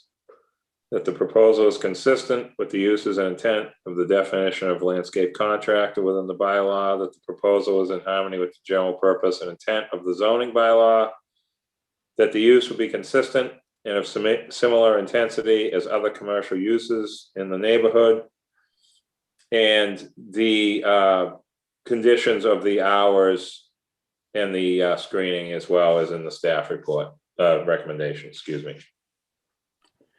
That's my motion. Motion's been made. Is there a second? Second. Dave Iverson, second. All right, roll call. Nat? Aye. Dave Iverson? Aye. Fritz McClure? Aye. Stephen Welch? Aye. And the chair votes aye. Great, thank you very much. Brian? Thank you, Mr. Chair. Thank you, everyone. Thank you, Brian. All right, I think, Meg, next on the agenda is the annual town meeting warrant articles. We're looking to reopen a public hearing for Article 41. Is that correct? That's correct. The request came from a property owner from the owners of 1 Perry Lane and 26 Bartlett Road. They're adjoining properties. 26 Bartlett Road is a vacant lot that does not conform to the CTEC lot size. So if that, or when this zoning change does move forward, it would in effect join the 2 parcels. And they'll no longer have 2 separate lots. So they've requested that their properties be removed from the article this year. Planning staff is okay with that. However, just so long as the property owners know that RC2 is a zoning district that is being phased out. So if it's not included this year, it will be included next year. This is just a question to Leslie, since you were just going to raise your hand. Do we have to remove this? I mean, I know we've been really heavily pursuing the elimination of the RC2. Can we just create or allow this to be a non-conforming CTEC? Or do we have to remove this and then have the person deed it separately, sell it, use it, and then by that way, make it to appease what he's looking to do? Yeah, so this comes up pretty much every year with one article. And, I think in order to not cause a zoning issue where we don't need one, or to cause a merger that the person wasn't planning on, I mean, they've clearly taken the step to create 2 lots that conform to the RC2 zoning district. And, they weren't aware of this change until just recently, so they weren't able to take the steps necessary to maintain the 2 lots. So we do recommend that you take them out for now to give them time to, make the necessary arrangements for us to rezone them possibly at the next town meeting. We have done this for other people for this year. But it was done before the warrant was published, so it didn't require an amendment to your motion. We have quite a few scattered properties in the no-bidder area where the board has agreed to make this accommodation. So I think this is consistent with the practice of the board and consistent with working with the property owners. I mean, Brian can speak for his clients, but I believe they're, willing to cooperate after they can preserve their 2 lots. Okay, so this isn't a public hearing, or is this still, we have to open this up for discussion? It is a public hearing because you already had closed the hearing and made the motion. So this is a reopen, we advertised it. Great. So before we open it up, board members, do you have any concerns, questions, comments, anything? Ask Brian. Hearing none, I'll open it up to the public. Meg, let us know. Shaking his head early, shaking your head early. Nothing's ringing a bell. Okay. 2 people left in attendance, and then come, are you kidding? It's early. What are they doing? No. They usually don't leave until 10. All right. With that, is there a motion to close? Yes, motion to close. Yeah. Second. I'm going to give that to, all right, I was going to give that Fritz, but Nat made the motion, Fritz second. Roll call, Nat. Aye. Fritz. Aye. Dave. Aye. And chair votes aye. I didn't need to activate anybody for that. So, okay. Any questions on the merits? Do we have make a motion? I would move that we remove which parcels? 1 Perry Lane, 26 Bartlett Road from Article 41 zoning map change. Great, thank Does you. that do it? There's a second. That should do it. Okay. Motion's been made by Fritz and seconded by Nat. Roll call, Fritz. Aye. Nat. Aye. Dave Iverson. Aye. And chair votes aye. Thank you. Thank you, Brian. Great, thank you all. Okay, where are we? Public comments. Wow, really? I'm shocked. Great job, John. We got through all of them. A record length of agenda in record short time. And I Wow. told you can do it. Great job. We won't tell Judith. That I'm sure you she's ran secretly the meeting watching. in record time. We will just, we won't mention it to her. Oh, you're Bravo, kidding. John. I miss Judith. I welcome her back. It's the type of applications. I looked at it and I was like, boy, I think we might be able to make this work. Without a break. Planning board regular meeting schedule. Meg, did you say we have that all scheduled out now? And Yep, so included with your packet, and I'll send calendar invites out to everyone for the rest of the year at some point this week, but included with your packet is a schedule for anything post-June. We hadn't been sure if we would be resuming in person. At this point, it looks like we will be continuing with Zoom at least throughout the remainder of 2021. We will continue to stick with the second Monday of the month time slot at 4 p.m.